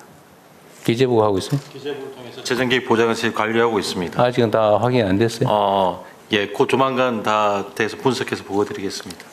그리고 입찰을 했는데 2번인가 유찰되면 수의계약으로 매각할 수 있게 돼 있잖아요. 수의계약으로 할 수도 있고 아니면 가격을 인하할 수도 있는데 가격 인하는 저희들이 10월 1일부터 중단을 시키고 그건 내가 하지 말라고 그거 하기 한 달 전부터 저희들이 자체적으로 가격 인하는 중지를 시켰습니다. 아, 그랬어요? 네, 그렇습니다. 그건 왜 그랬을까요? 그거는 그 새 정부 출범하고 나서 8월 달에 기재부에서 이제 국유재산 종합계획이라는 걸 발표를 했습니다. 아, 기재부의 방침이 있어서 바꿨어요? 네, 기재부의 방침이 이제 좀 더 지난 정부처럼 이제 매각 위주가 아니고 보존 활용 중심이어서 기재부하고 협의해가지고 대통령 말씀 있기 전에 일단 적합 매각은 매각 절차나 과정이나 대상이나 금액이나 이런데 무슨 문제가 있었던 건 아니에요? 뭐 저희들은 당연히 원칙적으로는 법정과 그 절차에 따라서 합니다. 네. 하는데 이제 그 정책의 방향에 따라서 이제 조금 어느 쪽에 가속이 붙느냐의 차이가 있고요. 다만 그 시행하는 과정에서 일부 뭐 저희들이 이제 실수 뭐 아니면 이제 가실은 있을 수는 있는데 큰 틀에서 그래서 저희 기재부하고 지금 뭐 대통령실하고 협의해서 전체적인 국유재산의 보존, 관리, 매각 계획을 다 전반적으로 다 지금 계획을 수립하고 있습니다. 알겠습니다. 나중에 다시 한번 체크해 볼게요. 네. 주택금융공사. 네. 주택금융공사는 지금 전세 보증해 준 데가 여기인가요? 네? 전세 보증해 준 데가 여기인가요? 예, 저희가 전세 보증을 제일 많이 취급하고 있습니다. 여기 지금 사고 난 게 금액이 얼마 정도예요?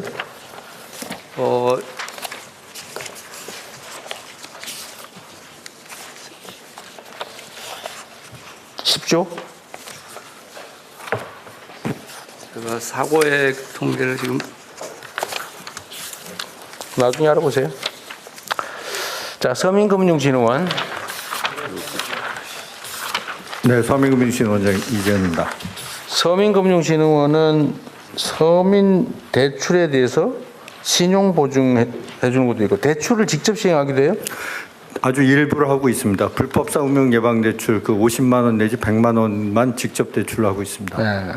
그거는 연간 그러니까 자원이랄까? 대출 자본은 얼마 정도 돼요? 기부금으로 운영되는데 올해는 2천억 공급하려고 하고 있습니다. 2천억. 나머지는 신용 보증 이런 거 해줘요? 네, 그렇습니다.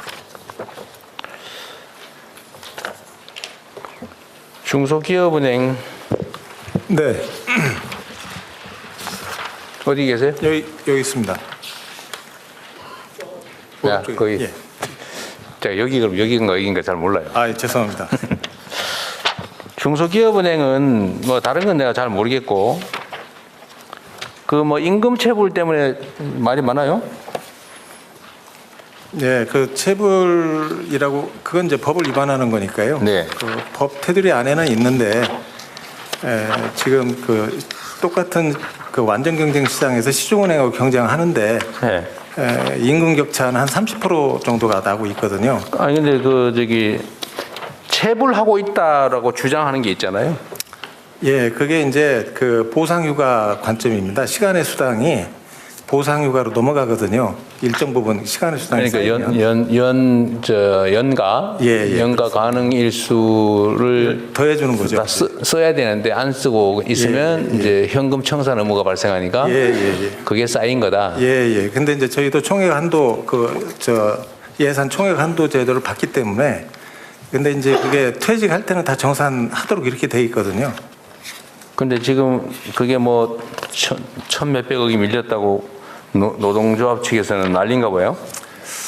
예, 지금 그렇게 해결 방안이 뭡니까? 해결 방안은 결국은 이제 저희도 자구 노력을 좀 해야 뭐 되고요. 돈이 없는 건 아닌데 은행이 돈이 없어서 그런 건 아닌 것 같고 그게 무슨 총액 인건비 제한인가 그 그렇습니다. 기재부 지침 때문이에요? 예, 그렇습니다. 그래서 저희 자구 노력 플러스 정부하고 좀 협의하면서 아니 자구 노력을 해서 저기 돈을 마련해도 줄 수가 없는 거 아니에요 지금? 그러니까 총액 한도의 룸을 좀 가질 수 있는 그게 자구 노력하고 별로 관계 없어서 보네 하는 얘기예요 갑자기. 예를 들어서 이제 시간의 근무를 좀 더 줄이는 방향으로 한다든가 이런 방법이 조금 있긴 한데 효과가 그렇게 크지는 않습니다. 그 부분이. 총 실제 지출 인건비 총액을 줄이면 그 여력이 생기면 이 문제를 해결해 갈 수 있겠다. 예, 그 근데 얘기는? 자구 노력인데 그건 효과가 그렇게 크지 않아서 결국은 이제 그럼 어떻게 해결해요? 정부하고 좀 협의를 좀 계속 노조와 정부와 이렇게 협의를 하고 아니 있고. 협의를 어떤 방식으로 해서 어떻게 해야 타결이 되냐고요? 좋은 말로 하지 말고 그냥 실제 있는 얘기를 해보세요. 어떻게 해야 되는데요? 해결책이 뭐예요, 그러니까? 그러니까 그 총액 한도에 그 예외하는 조항이 있고요.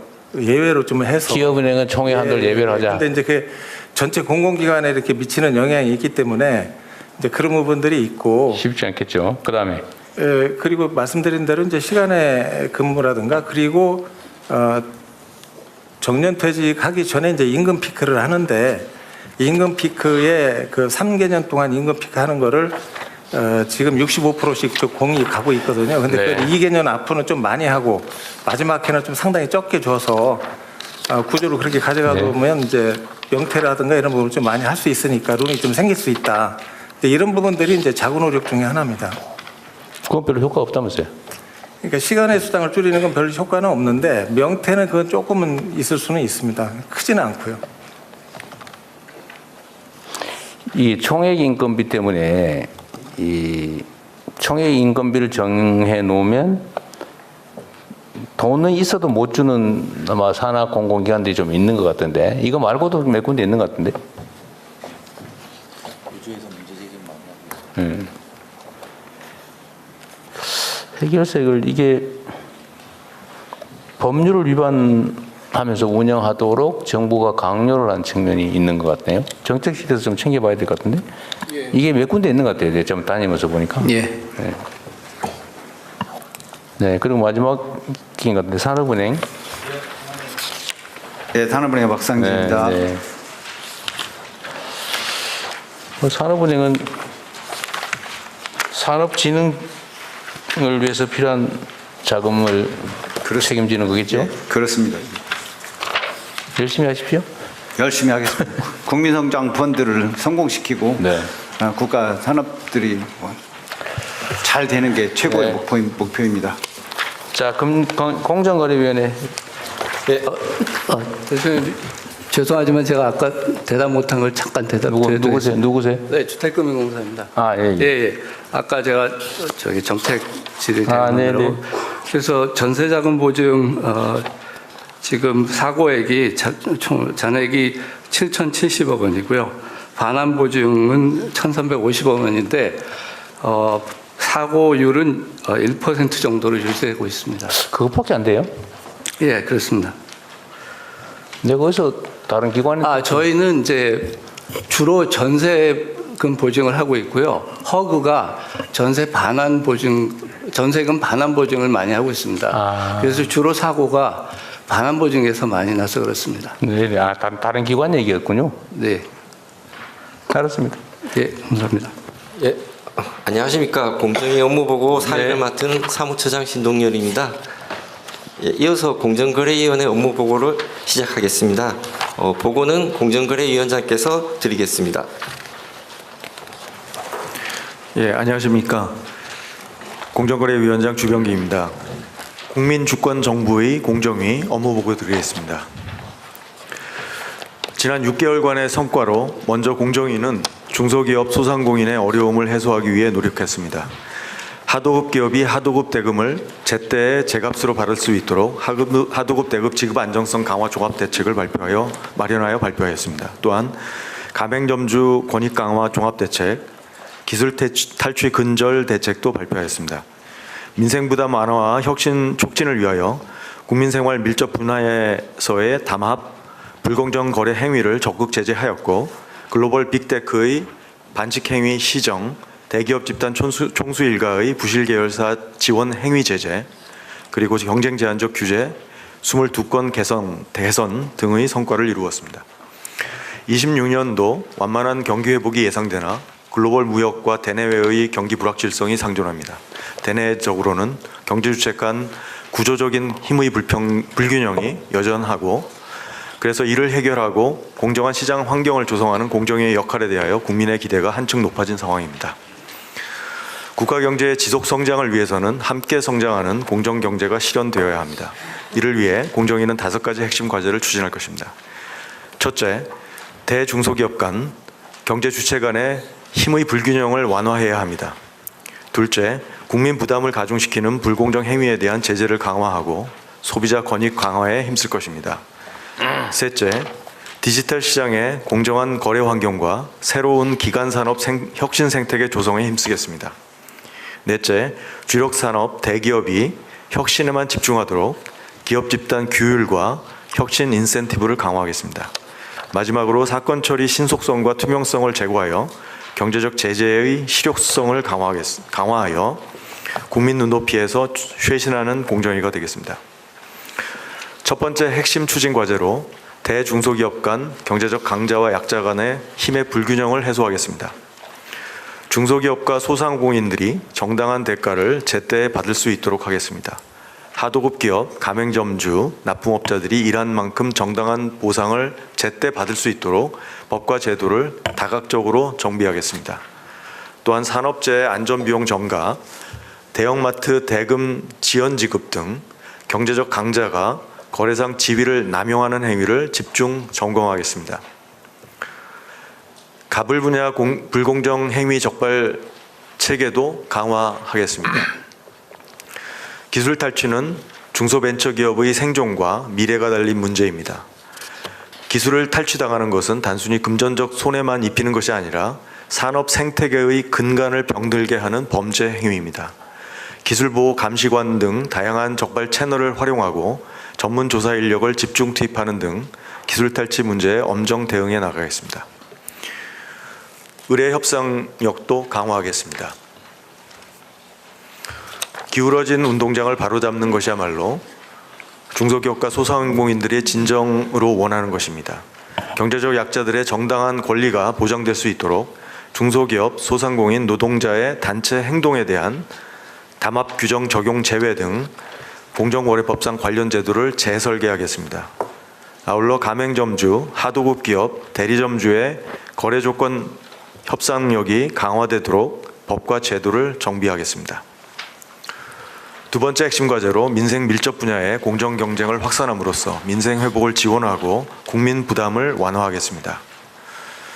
식품, 교육, 건설, 에너지 등 민생 밀접 분야에서의 가격 담합을 집중 점검하고 경쟁 제한적 규제는 개선하겠습니다.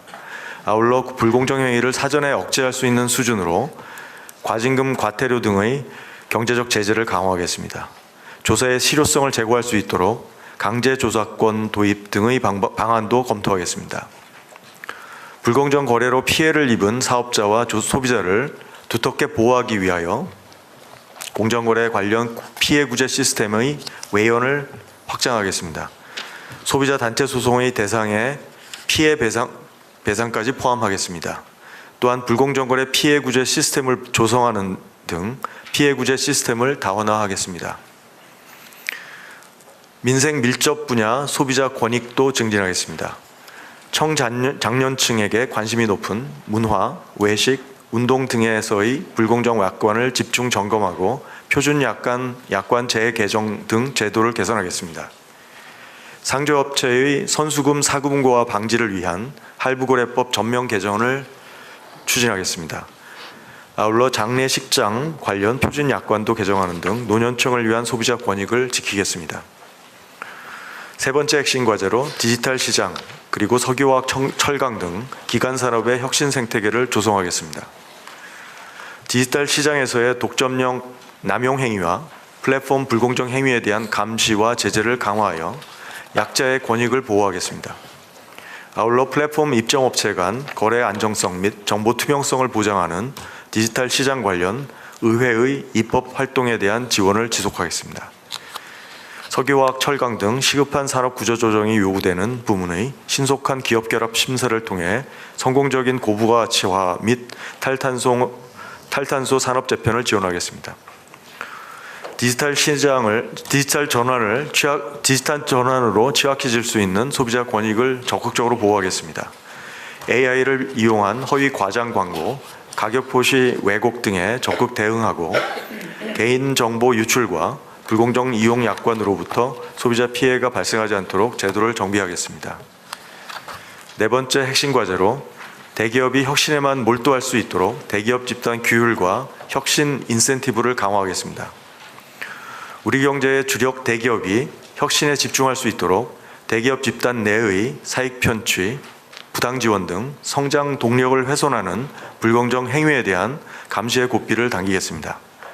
부당 내부 의뢰와 계열사 누락 행위를 집중 감시하고 부당 이득에 비례하는 과징금 부과가 가능하도록 사익 편취 등에 대한 제재 기준을 정비하겠습니다. 반도체 투자 활성화를 위한 국가 첨단 전략산업법 특례 관련 안전장치를 마련하겠습니다. 증손회사 의무 지분율 완화를 적용받기 위해서는 공정위 사전심사 및 승인, 지방 투자 등 전제 조건 충족이 필요하도록 하겠습니다. 이를 통해 특례 적용이 경제력 집중과 지배력 확장을 가중시키지 않으면서 공공환원과 지역 균형 발전의 선순환으로 이어지게 하겠습니다. 마지막으로 국민의 눈높이에서 쇄신하는 공정위가 되겠습니다. 국민 주권 정부의 공정위가 강력한 성과를 창출하기 위해서는 조직 역량 강화를 통한 사건 처리 신속화와 경제적 제재의 실효성 강화가 뒷받침되어야 합니다. 민생사건, 경제분석, 심의 보좌 등 본부 인력을 확충하고 경인사무소를 신설하여 국민이 체감할 수 있도록 사건 처리 기간을 획기적으로 단축하고 사건 대응 역량을 고도화하겠습니다. 아울러 과태료, 시정 권고 등 공정위의 권한을 지방정부에 이양함으로써 지역 현장의 민생사건을 보다 신속히 처리할 수 있도록 하겠습니다. 법 위반에 대한 제재 수준이 그로 인한 이득에 미치지 못한다면 불공정 행위의 근절은 요원합니다. 경제적 제재의 실효성을 제고하여 불공정 행위에 대한 실질적 억제력을 확보하겠습니다. 고시 개정을 통해 반복적 법 위반에 대한 가중을 강화하고 중대성 기준도 강화하겠습니다. 법 개정을 통해 과징금 부과율의 상한을 선진국 수준으로 높이겠습니다. 국민 모두가 함께 성장할 수 있도록 공정한 시장 경제를 확립하는 일, 공정위가 하겠습니다. 감사합니다. 네, 수고하셨습니다. 그 발표 자료 28페이지의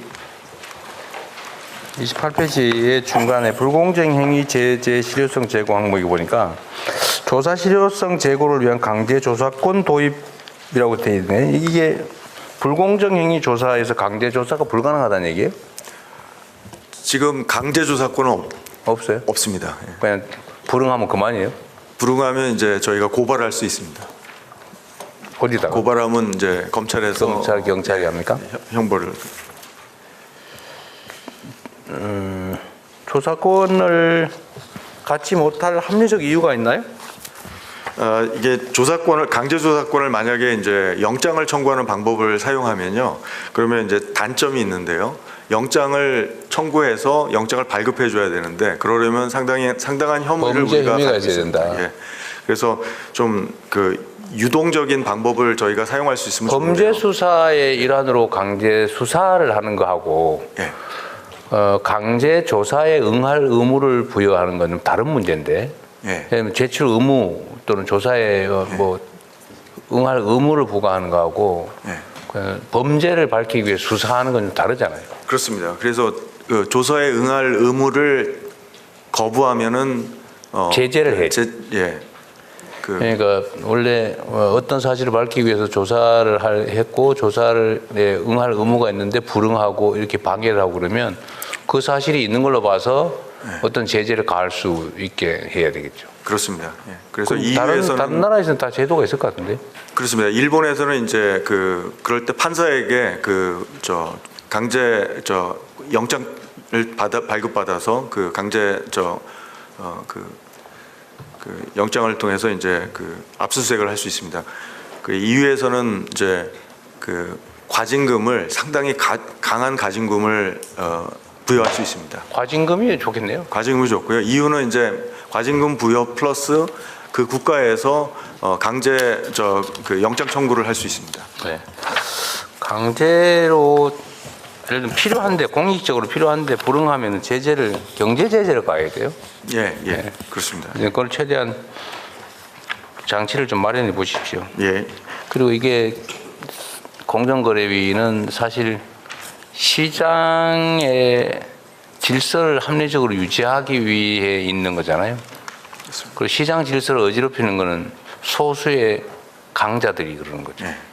근데 이 강자들이란 원래 힘이 세가지고 영향력이 많아가지고 무슨 법 하나 만들래도 방해하고 뭐 조사 한번 할래도 이래저래 힘써가지고 방해하고 뭔 처분할래도 방해하고 최종 결론도 뭐 하려고 그러면 이상하게 흐지부지 나게 만들고 그런 힘이 있잖아요. 그렇습니다. 아주 각오를 세게 하고 똑바로 제대로 잘해야 된다는 거예요. 예. 그래서 저희의 정책의 기본 방향이 시장이 제대로 작동할 수 있게 하려면 이 강자의 협상력과 약자의 협상력의 균형을 만들어줘서 시장이 원활하게 시장에서 힘의 균형이 이루어져서 공정한 거래가 가능하게 만드는 게 제일 좋죠. 그렇습니다. 이미 위반되거나 잘못된 다음에 조사해가지고 뒤집으려면 너무 어렵잖아요. 그렇습니다. 그리고 이 공정위 직원들도 많이 나오셨을 텐데 공정위는 경력 관리용으로 공정위를 선호하는 경우가 많다고 하는 설이 있던데. 예, 아마 그건 사실일 겁니다. 사실입니다. 저 위원장이 저렇게 풀어버리면 안 되는데요. 공정위와 관련된 사건의 시장이 갈수록 커지고 있습니다. 그건 다른 선진국도 마찬가지고요. 그래서 저희가 그걸 최대한 관리하면서 조직 기강을 확립하면서 그 문제를 해결하는 방법밖에 없을 것 같습니다. 반대로 얘기하면 그 말은 유착과 부패 가능성과 위험성이 크다는 뜻이기도 해요. 그렇습니다. 조심해야지. 예. 기술 탈취에 대한 대책도 잘 마련하고 있겠죠. 예. 물론 여기 하도급 대금에 대한 대책도, 또 가맹점주에 대한 대책도. 하여튼 경제적 약자들이 억울하게 피해 입지 않게 하는 건 가장 기본적인 업무겠죠. 네. 저번에 직원 수 좀 늘리라고 했더니 소심하게 140 몇 명 늘렸어요. 지금은 그 정도 늘려서 조직을 가장 효율적으로 가동시키는 게 좋고요. 사실 그 인원도 쉽게 늘리기는 쉽지 않습니다. 올해 한 해에 그 절반 정도 정책실이 반대했어요. 그러니까 제출하는 안 중에서는 제일 많은 걸 해준 겁니다. 아니 500명 더 늘리라고 했는데 내가. 행안부가 그다음에 인사혁신처 고시 행정고시 채용 인원까지 좀 늘리고 막 그럴 정도로 했어요. 종합적으로 아마 가능한 범위 내에서 좀 관련해서는 이제 그 공정거래위원장이 제출하신 안 중에선 최대 수치를 저희가 반영한 것입니다. 어쨌든 필요한 일이 인력이 부족해서 못했다 이런 소리는 안 나오게 하십시오. 그러면. 알겠습니다. 그 진짜 중요한 일이에요. 예. 제가 공정거래위원회가 힘센 사람 편들었다는 설이 많습니다. 예. 그래서 지금 현재 인원을 늘리기만 하면은 그 기간이 한 40% 정도 단축될 수 있습니다.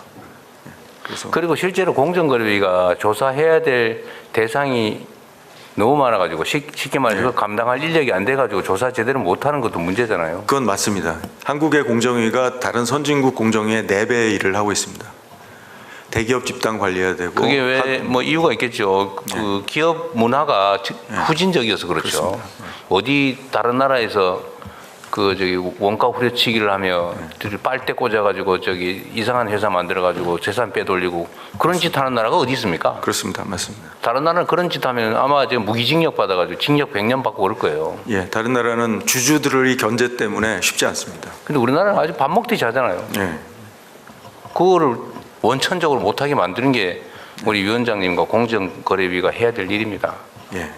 그 말이 안 되지 않습니까? 그러니까 주가가 안 오르는 거예요.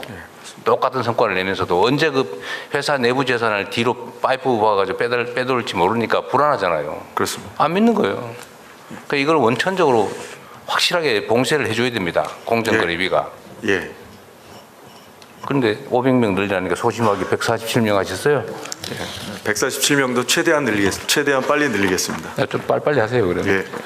그리고 그 해봤더니 부족하다 싶으면 더 늘리세요. 예, 알겠습니다. 이게 그 인건비나 뭐 조직 운영비가 더 드는 것도 문제긴 한데 그 조직이 제대로 가동이 돼가지고 기업들이 부정행위 안 하고 정상적인 경영 활동을 하고 그게 시장이 반영이 돼서 주가라도 오르고 한국에 대한 기업 평가가 좋아지면 그 수백 배의 이익이 있지 않습니까? 그렇습니다. 그리고 직원 수를 줄여가지고 이게 강자들의 횡포를 조사하는 게 주 업무 아니에요. 그렇습니다. 그러니까 직원 수가 적고 공정거래위가 무능하게 일 못할수록 그 사람들이 혜택을 본다 이 말이에요. 예. 반대로 얘기하면 압도적 다수 국민들이 피해를 입는다는 얘기입니다. 맞습니다. 예.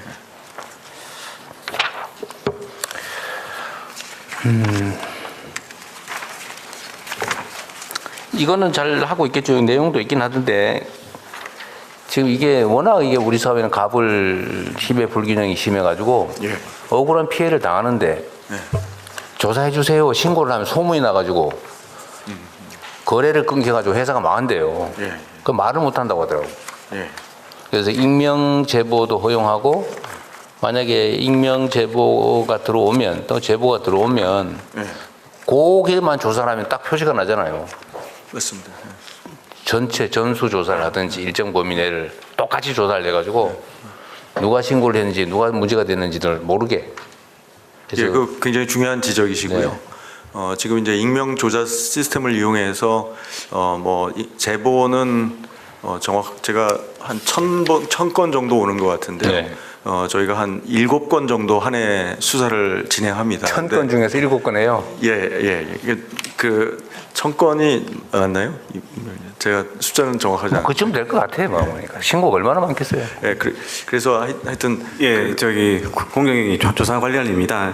익명 제보센터 관련해서 한 최근 3년간 하도급 같은 경우에 한 832건 정도 신고가 됐고요. 거기서 직권 조사를 한 15건 정도 했습니다. 그리고 유통 대리점도 한 194건 정도 접수가 돼서 한 9건 정도 했고요. 가맹 같은 경우에도 한 604건 접수해서 9건 정도 했습니다. 그래서 신고되는 것 중에서 다는커녕 10%도 못하고 있는 게 현실이다 그 말이에요. 그렇습니다. 근데 익명 제보니까 이게 좀 물론 좋은 제보가 있고 그렇지만 이제 말씀해 주셨듯이 저희가 지금까지는 좀 포괄적인 조사는 하지 않았던 것 같습니다. 그래서 좀 조사를 이제 제보된 관련 업계 좀 타겟해서 하지 않고 좀 포괄적으로 하려고. 그런데 위원장님 지금 그 말씀 하시면서 딱 머리에 떠오르는 게 인력을 어떡하지 그 생각 들죠? 솔직히 얘기해서. 그렇죠. 예. 포괄적으로 하려면 좀 인력이 많이 드는 것 같습니다. 저런다니까요. 확 늘려주세요. 다시 재검토해가지고. 다시 논의해 보겠습니다. 다시 제출해 주세요. 저럴 줄 알았다니까요. 이게 수요가 엄청나게 많아요. 그래가지고 나중에 인원수를 줄이는 한이 있더라도 초기에 대량으로 인력을 투입해가지고 하면 다 걸린다 이런 생각이 들게 해야지 재수 없으면 걸린다 이렇게 생각하니까 계속 하는 거예요. 그리고 우연히 일부가 걸리기 때문에 그냥 일반적으로 저지르고 걸렸을 때 거기 속된 말로 땜빵을 한단 말이에요. 로비하고 막 돈으로 막고 정치인 동원하고 집에 우리 위원장님 집에다가 전화하고 그런다고요. 그걸 막으려면 하면 걸린다 이 생각이 들게 해줘야 된다니까요. 알겠습니다. 그러려면 인력이 많이 필요하고 초기에 대대적으로 조사를 해가지고 다 잡아야죠. 잡으면 형사처벌 그런 거 하지 마세요. 과징금을 대대적으로 때리라니까요. 돈을 뺏어요, 돈을. 좀 경제적 제재를 강화하려고. 수사를 해서 검찰에 넘기면 뭐예요? 그 기소도 잘 안 하고 수사하는데 몇 년씩 걸리고 또 재판 가면 뭐예요? 가가지고 막 몇 년 재판에 겨우 기껏해야 집행유예 받고 다 나와버리는데 소용이 없잖아요. 그러니까 과징금을 대대적으로 부과할 수 있게 제도도 만들고 조사 인력도 대량으로 좀 투입해가지고 하는 쪽쪽 다 걸린다 이 생각이 들게 꼭 하셔야 됩니다. 확실하게. 대한민국 경제 운명이 달렸어요. 우리나라에 있는 좀 큰 기업들이 아주 당연히 이런 식으로 행동을 하니까 중소기업도 성장을 하면 똑같이 배워서 똑같이 그런다더라고요. 맞습니다. 그 못된 며느리 밑에 시어머니 밑에 못된 며느리 중견기업 집단도 상당히 좀 그런다고 하더라고요. 안 좋습니다. 똑같이 배워가지고 막 쥐어짜고 그다음에 저 회사 이익 좀 생기면 배당 안 하고 막 쌓아놨다고 그건 뒤로 빼돌리고 무슨 이상한 회사 하나 만들어가지고 거기다 비싸게 발주하고 이래가지고 회사 자산 다 빼돌리고 이거 우리만 아는 게 아니고 온 동네 전 세계 사람이 다 알고 있어요. 대한민국이 저런 짓을 하는 기업이 있다. 그러니까 다 주가 저급 평가 받는 거 아닙니까? 얼마 전에 암참 회장을 만났는데요. 암참 회장이 가장 처음에 지적하는 게 그거였습니다. 한국은 왜 아직도 기업 집단이 이렇게 게이트키핑을 하고 있는가? 그리고 또 이런 것도 있더라고요.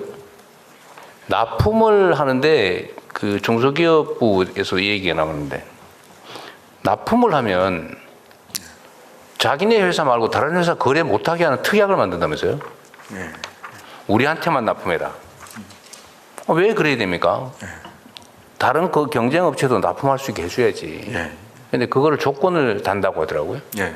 그러니까 발전도 안 되고 그냥 성장도 못 하고 그냥 그 종속회사 되는 거예요, 그냥. 그렇게 하면 어떡합니까? 그것도 독점 권한 남용 아닌가요, 그런 것도? 맞습니다. 그래서 그런 부당특약은 조사해서 확실하게 좀. 근데 그 희시하지만 거의 대부분 그렇게 거래한다고 하더라고요. 그렇습니다. 근데 왜 가만 놔두세요? 지금 부당특약 관련해서 저희가 조사하는 것들이 있습니다. 있는데. 네, 대통령님, 공정위 부위원장입니다. 말씀하신 그런 류의 배타 조건 불안, 불공정 행위 맞고요. 그런 사건들 많이 처리를 하고 있습니다. 물론 이제 말씀하시는 것처럼 모든 그런 행위를 다 적발을 해서 조치하고 있지는 못하겠지만 신고가 들어온다든가 또 저희가 이제 그 직권 조사를 통해서 나름대로 대응을 하고 있는데요. 충분하지는 못한 것 같습니다. 그게 예를 들면 이게 타 기업에 납품을 못하게 하는 걸 하면은 안 되는구나. 이 정도는 상식적으로 다 알고 있을 건데 그러면서도 거의 대부분이 그러고 있는 이유는 걸려봤자 별게 없기 때문이죠. 걸리면 망하게 만들어버려야 된다니까요. 네, 그렇습니다. 근데 지금 불가능하죠. 과징금이나 이런 부과금이 별로 제도가 안 돼 있나요? 과징금은 지금 그렇게 과징금 체계가 좀 너무 느슨합니다. 정액으로 돼 있죠. 부당특약은 제재가 뭐예요? 예를 들면 제재가 뭐예요? 그러니까 저희가 과징금을 부과할 수 있는데 시장 지배적 남용행 같은 게 6%까지, 그러니까 관련 매출의 6% 그리고 불공정 거래 행위는 4%까지 부과를 할 수 있습니다. 근데 지금까지 공정거래비가 그 과징금 부과한 예가 있어요? 네, 있습니다. 최대 얼마 있어요? 그 6%인데 이게 제가 이제 처음에 공정위를 맡고서 좀 제가 이런저런 조건으로 하니까 다 까고 또 까고 이래가지고 일단 3%에서 시작하는 게 대부분입니다. 그래서 거기서 또 까주죠. 그래서 요번에 고시 개정을 해서요. 이렇게 감경되는 이유가 저희 고시가 너무 느슨합니다. 그래서 상중하로 해서 중인데도 굉장히 낮은 비율을 처분하게끔 돼 있어서요. 근데 법에는 6% 돼 있는데 기본적으로 3%부터 시작해서 까준다. 그렇습니다. 법을 어기고 있네. 그래서 일단 고시를 개정해서 6%에 가깝게 가징금을 부과하는 게 상당히 보편적이 되도록 해야 될 것 같고요. 그다음에 그건 좀 일찍 할 수 있고, 그다음에 법 개정을 해서 6%의 과징금률을 더 높여야 된다고 생각합니다. 그래서 그러니까요. 예를 들면 한번 보십시오. 그것도 공정거래위가 개혁해야 될 부분인데 과징금을 일단 6%까지 하라고 돼 있는데 아예 3%부터 반은 이미 포기해버리고 그 반에서도 또 이런저런 명목으로 또 밑으로 자꾸 떨어지고 있잖아요. 그래서 실제로는 내가 보기에는 최대로 부과한 게 몇 퍼센트 될 것 같아요. 내가 보기엔 1%도 안 했을 것 같아. 그거보다는 높습니다. 2%? 한 3%도 있는 걸로 알고 있습니다. 3%. 그러니까 이게 결국은 위반한 강자의 입장에서 정한 규정 아니겠어요. 그러니까 이러면 안 된다고요. 공정거래위는 강자의 편의를 봐주는 게 아니라 약자를 보호하고 강자를 절제시키는 역할을 하는 거예요. 예. 그래서 그게 몇 번 옆에 기업이 당하는 걸 보고 아, 이러면 우리가 망하겠다 이런 생각이 들었으면 그런 걸 반복하겠습니까? 그렇습니다. 그런데 걸려봤자 아무것도 아니니까 차라리 돈 주고 평소에 위반하는 게 훨씬 이익이잖아요. 예, 맞습니다. 그 말이 안 되잖아요, 그게. 예. 그래서 하여튼 과징금 체계를 전면적으로 개편하려고 합니다. 네. 하여튼 이런 항목들이 한두 개가 아니겠죠, 그죠? 네. 네. 그래도 공정기 역할이 정말로 중요합니다. 생각을 완전히 좀 바꿔주면 좋겠어요. 예.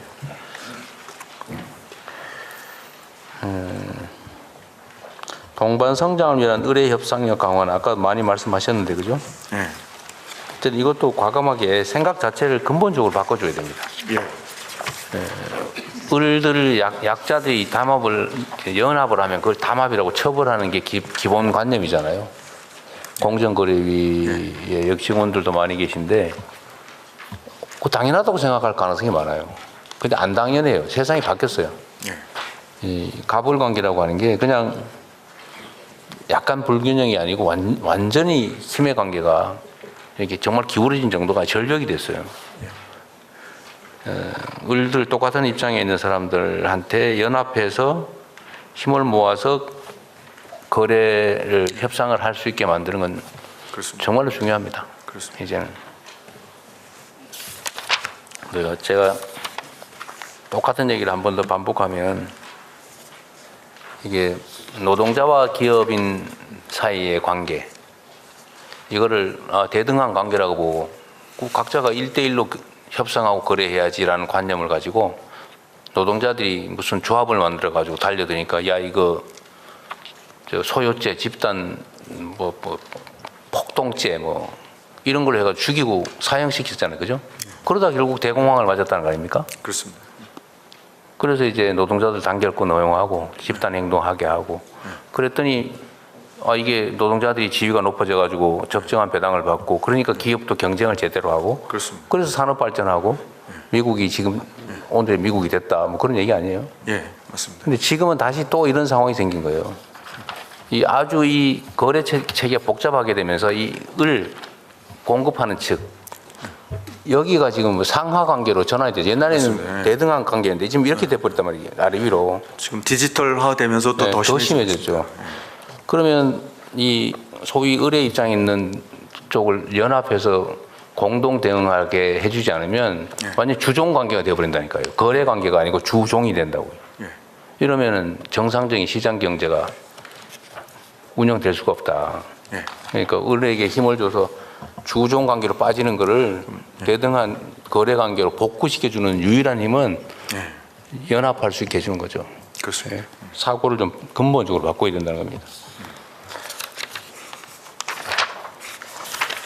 우리 위원장님은 어쨌든 뭐 그런 점에 대한 문학 개혁적 사고가 뚜렷해서 잘하실 걸로 믿습니다. 우리 공정거래위 우리 직원 공무원 여러분도 잘 협조 좀 해주세요. 예, 열심히 하겠습니다.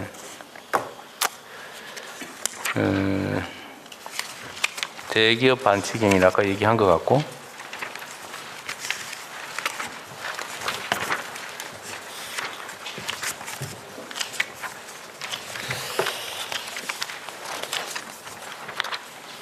그리고 여기 자료에 보면 대폭 강화 그러면서 과징금 20억으로 증액 그 써놨던데 쪼잔하게 20억이 뭐예요?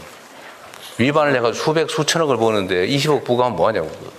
예. 어디 있어요? 어떤 사례? 정액을 올리는 걸로 되어 있던데. 정액은 저희가 정액이 지금 많이 사용되고 있는데요. 정액을 최소화하려고 합니다. 정률로 바꾸자. 예. 여기 있잖아요. 정액 과징금 157페이지 있네. 정액 중간에 정액 과징금 상향. 나름 뭐 많이 했어요. 40억에서 100억. 커 보이는데. 맞습니다. 이거 큰 회사는 이거 아무것도 아니라는 이 말이에요. 예, 아무것도 아니고요. 저희가 정액 과징금을 이용하지 않는 나라들도 많이 있습니다. 근데 우리나라는 이제 정액 과징금이 상당히 많이 사용되고 있는데요.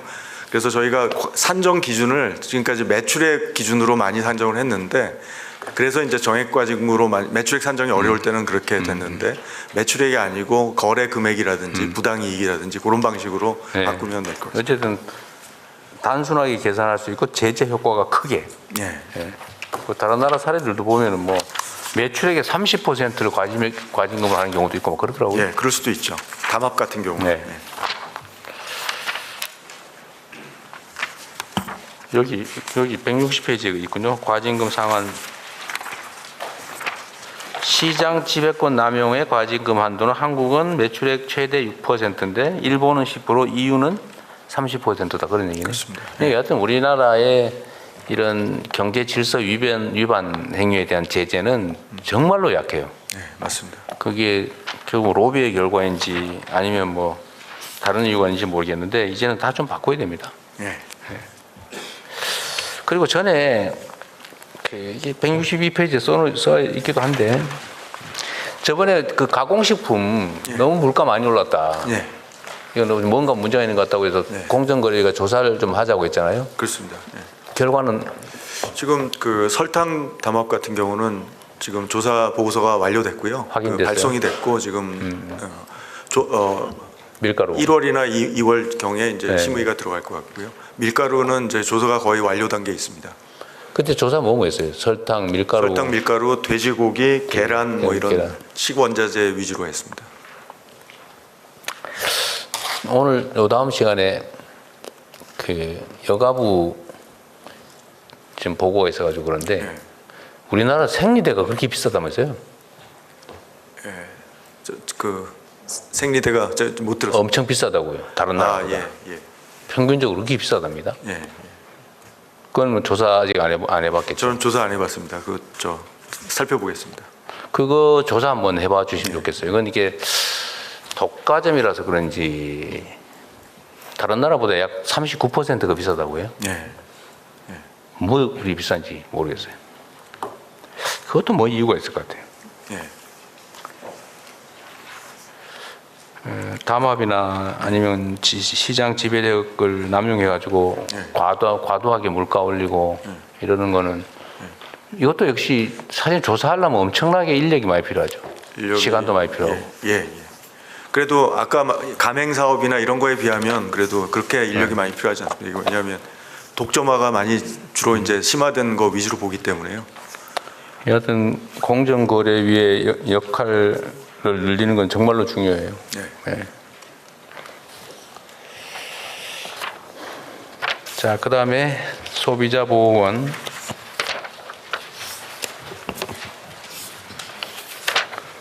소비자 보호 활동하는 곳인가 보죠? 예, 소비자원장 유선입니다. 예, 소비자 권익 증진 추진하는 기관입니다. 네, 538명. 여기에 예산 재원은 뭐예요? 거의 99% 정부 출연금입니다. 출연금이요? 네. 공정거래 조정원. 이거는 분쟁 조정하는 곳이라고요? 네, 그렇습니다. 공정거래 조정원장 최영근입니다. 어디 계세요? 부시방향에 있습니다. 불공정거래 행위로 그 피해를 입은 중소기업과 소기업들 그 피해 여기서 조정하면은 중재 판정처럼 기판력이 있나요? 집행력이 있어요? 이제 저희들은 중재는 아니고 조정이지만 그 조정이 성립되면 조정 조서에 대해서 재판상 화해 효력이 있습니다. 똑같군요. 네. 중재는 아니고 조정. 네. 그리고 지금 쿠팡은 대기업에 분류됩니까? 네, 대기업입니다. 여기는 공정거래 이슈는 없어요? 지금 이슈들이 있습니다. 공정거래위 소관 이슈는 뭐예요? 지금 그 끼워 팔기 이슈가 하나 있고요. 끼워 팔기. 그 자사 우대 이슈가 있고 그리고 몇 가지 표시광고법 위반 관련해서 이슈가 있고요. 알겠습니다. 약간의 시간이 있는데 하실 얘기 있으신 분은 요약해서 하십시오. 조정원 관련해서 한 말씀 드리면 선진국은 공정거래 조정의 역할을 상당히 강조하고 있습니다. 그래서 조정은 이제 사법적인 프로세스를 거치지 않고 당사자 간의 합의를 통해서 문제를 해결하는 거고요. 뭐 총리님 하실 말씀 있어요? 다 끝나셨어요? 네, 저는 뭐 다 했어요. 제가 오늘 그런 생각이 들었는데 금융위 공정위 다 감독원도 그렇고 이런 대통령님 아래서 일할 기회가 없을지도 모른다는 각오를 가지고 하는 게 전 좋겠다는 생각이 들었습니다.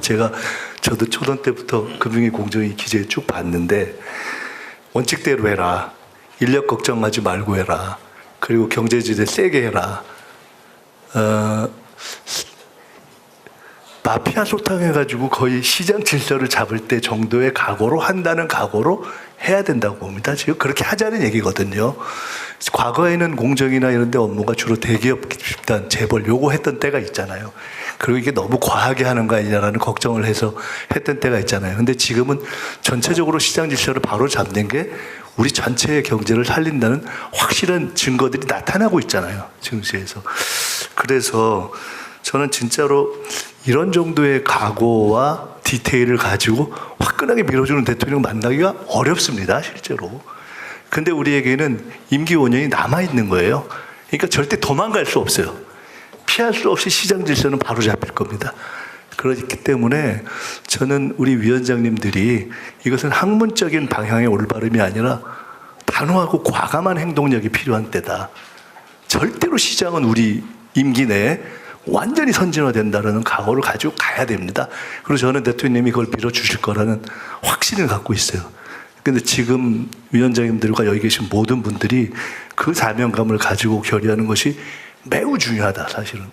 지금 그런 때인 것 같습니다. 그렇게 5년 가면 한국 경제는 우뚝 서는 그런 상황이 올 것이고 그 책임감을 가지시는 게 매우 중요하다는 느낌이 듭니다. 그런 생각이 들어서 한 말씀 드리고 싶었습니다. 5년이 남은 건 아니고 4년 5개월 반 남았어요. 제가 그게 잘 하실 것 같아가지고. 시절장에 하실 말씀 있다니까. 제가 한 가지만 말씀드리면 아까 자산 매각 관련해서 잠깐 이야기가 나왔는데 헐값 매각 없다 뭐 이런 말씀 제가 들은 것 같아서 제대로 들었는지 모르겠는데 근데 공매 대상이 아닌 것은 그러니까 기본적으로 감정가 밑으로는 수의 계약할 수 없게 돼 있는 거죠. 정정훈 사장님. 예, 수의 계약하는 경우에는 감정가로만 팔게 돼 있습니다. 수의 계약 그래서 2번 이상 유찰되면 유찰되는 경우에는 유찰된다는 거는 수의 계약이 아니고 이제 입찰 매각을 했다는 뜻이고요. 입찰 매각에서 공개 입찰 진행하다가 2회 이상 유찰되면 가격이 떨어져서 저가 매각이 일어납니다. 수의 계약할 수 있죠. 수의 계약 사유 중에 하나가 될 수 있습니다. 그럼 수의 계약이 있었던 거 헐값 매각 논란이 거기서 나오는 거잖아요. 제가 알기로는 그때 수의 계약 들어가면 다시 감정가로 올라가야 됩니다. 아닙니다. 정확하게 확인해 보십시오. 알겠습니다. 네. 또 뭐 말씀하실 그 건의 드려도 될까요? 말씀하세요. 지금 그 자본시장 투명성 강화를 위해서 지금 사실은 좀비 기업 정리 빨리 신속하게 퇴출시키는 방법이 이제 사실은 SEC 미국 같은 경우에는 3년에 한 번 감리를 합니다. 그런데 저희 우리나라의 경우에 구림감독 현실은 지금 20년에 한 번 감리를 하는 정도로 열악한 상태이거든요. 그래서 적어도 이 부분을 감리를 강화해서 영국은 한 5년에 한 번씩 하고 있습니다. 그래서 영국 수준을 벤치마크 정도를 하고 감리를 대폭적으로 강화하면 그 공시 투명성을 강화해서 사실은 공정거래 쪽에서도 공정거래 부분에서 하면 금융감독 차원에서는 감리를 강화해가지고 자본시장 투명성을 획기적으로 개선할 수 있을 것 같습니다. 네. 그 참고하시고요, 각 기관들이. 네, 또 뭐 하실 말씀 있는 분 계세요? 네.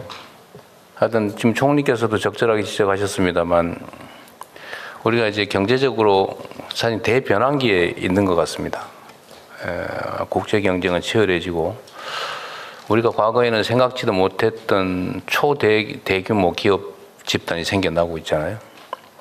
그다음에 경쟁이 치열해지다 보니까 또 거래 관계도 그렇게 불투명하거나 또 폭력적인 양상도 있어요.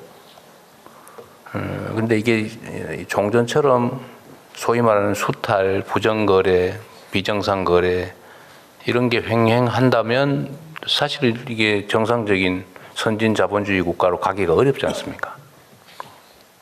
근데 이 문제를 해결하는 핵심 기구가 바로 공정거래위하고 금융위, 뭐 금감원 이런 데입니다. 정말 사명감을 가지고 대한민국 경제가 이제 10대 경제 강국, 사실 뭐 한 14위 정도로 떨어졌다고 하는데 야간 10대 경제 강국에서 그 이상으로 우리가 진입하려면 좀 투명하고 공정하고 정상적인 시스템이 갖추어져야 돼요. 거의 사법제도든 경제제도든 모든 행정제도든 모두가 마찬가지죠. 다 정상이 좀 돼야 됩니다.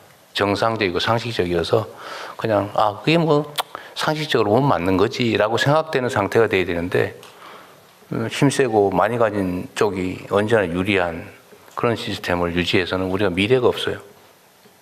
그 중에 제일 강력한 힘을 가진 데가 제가 보기에는 검찰, 경찰, 공정거래위, 금융감독원 뭐 이런 데인데 내가 역할을 정말 제대로 해줘야 됩니다. 그 중에 제일 아마 버겁기도 하고 힘든 영역이 아마 공정거래위일 가능성이 많아요. 그래서 제가 이게 반복해서 말씀드리는 거예요. 금융위원회도 마찬가지죠. 금융의 영역의 역할이 점점 커져가잖아요. 산업 분야보다.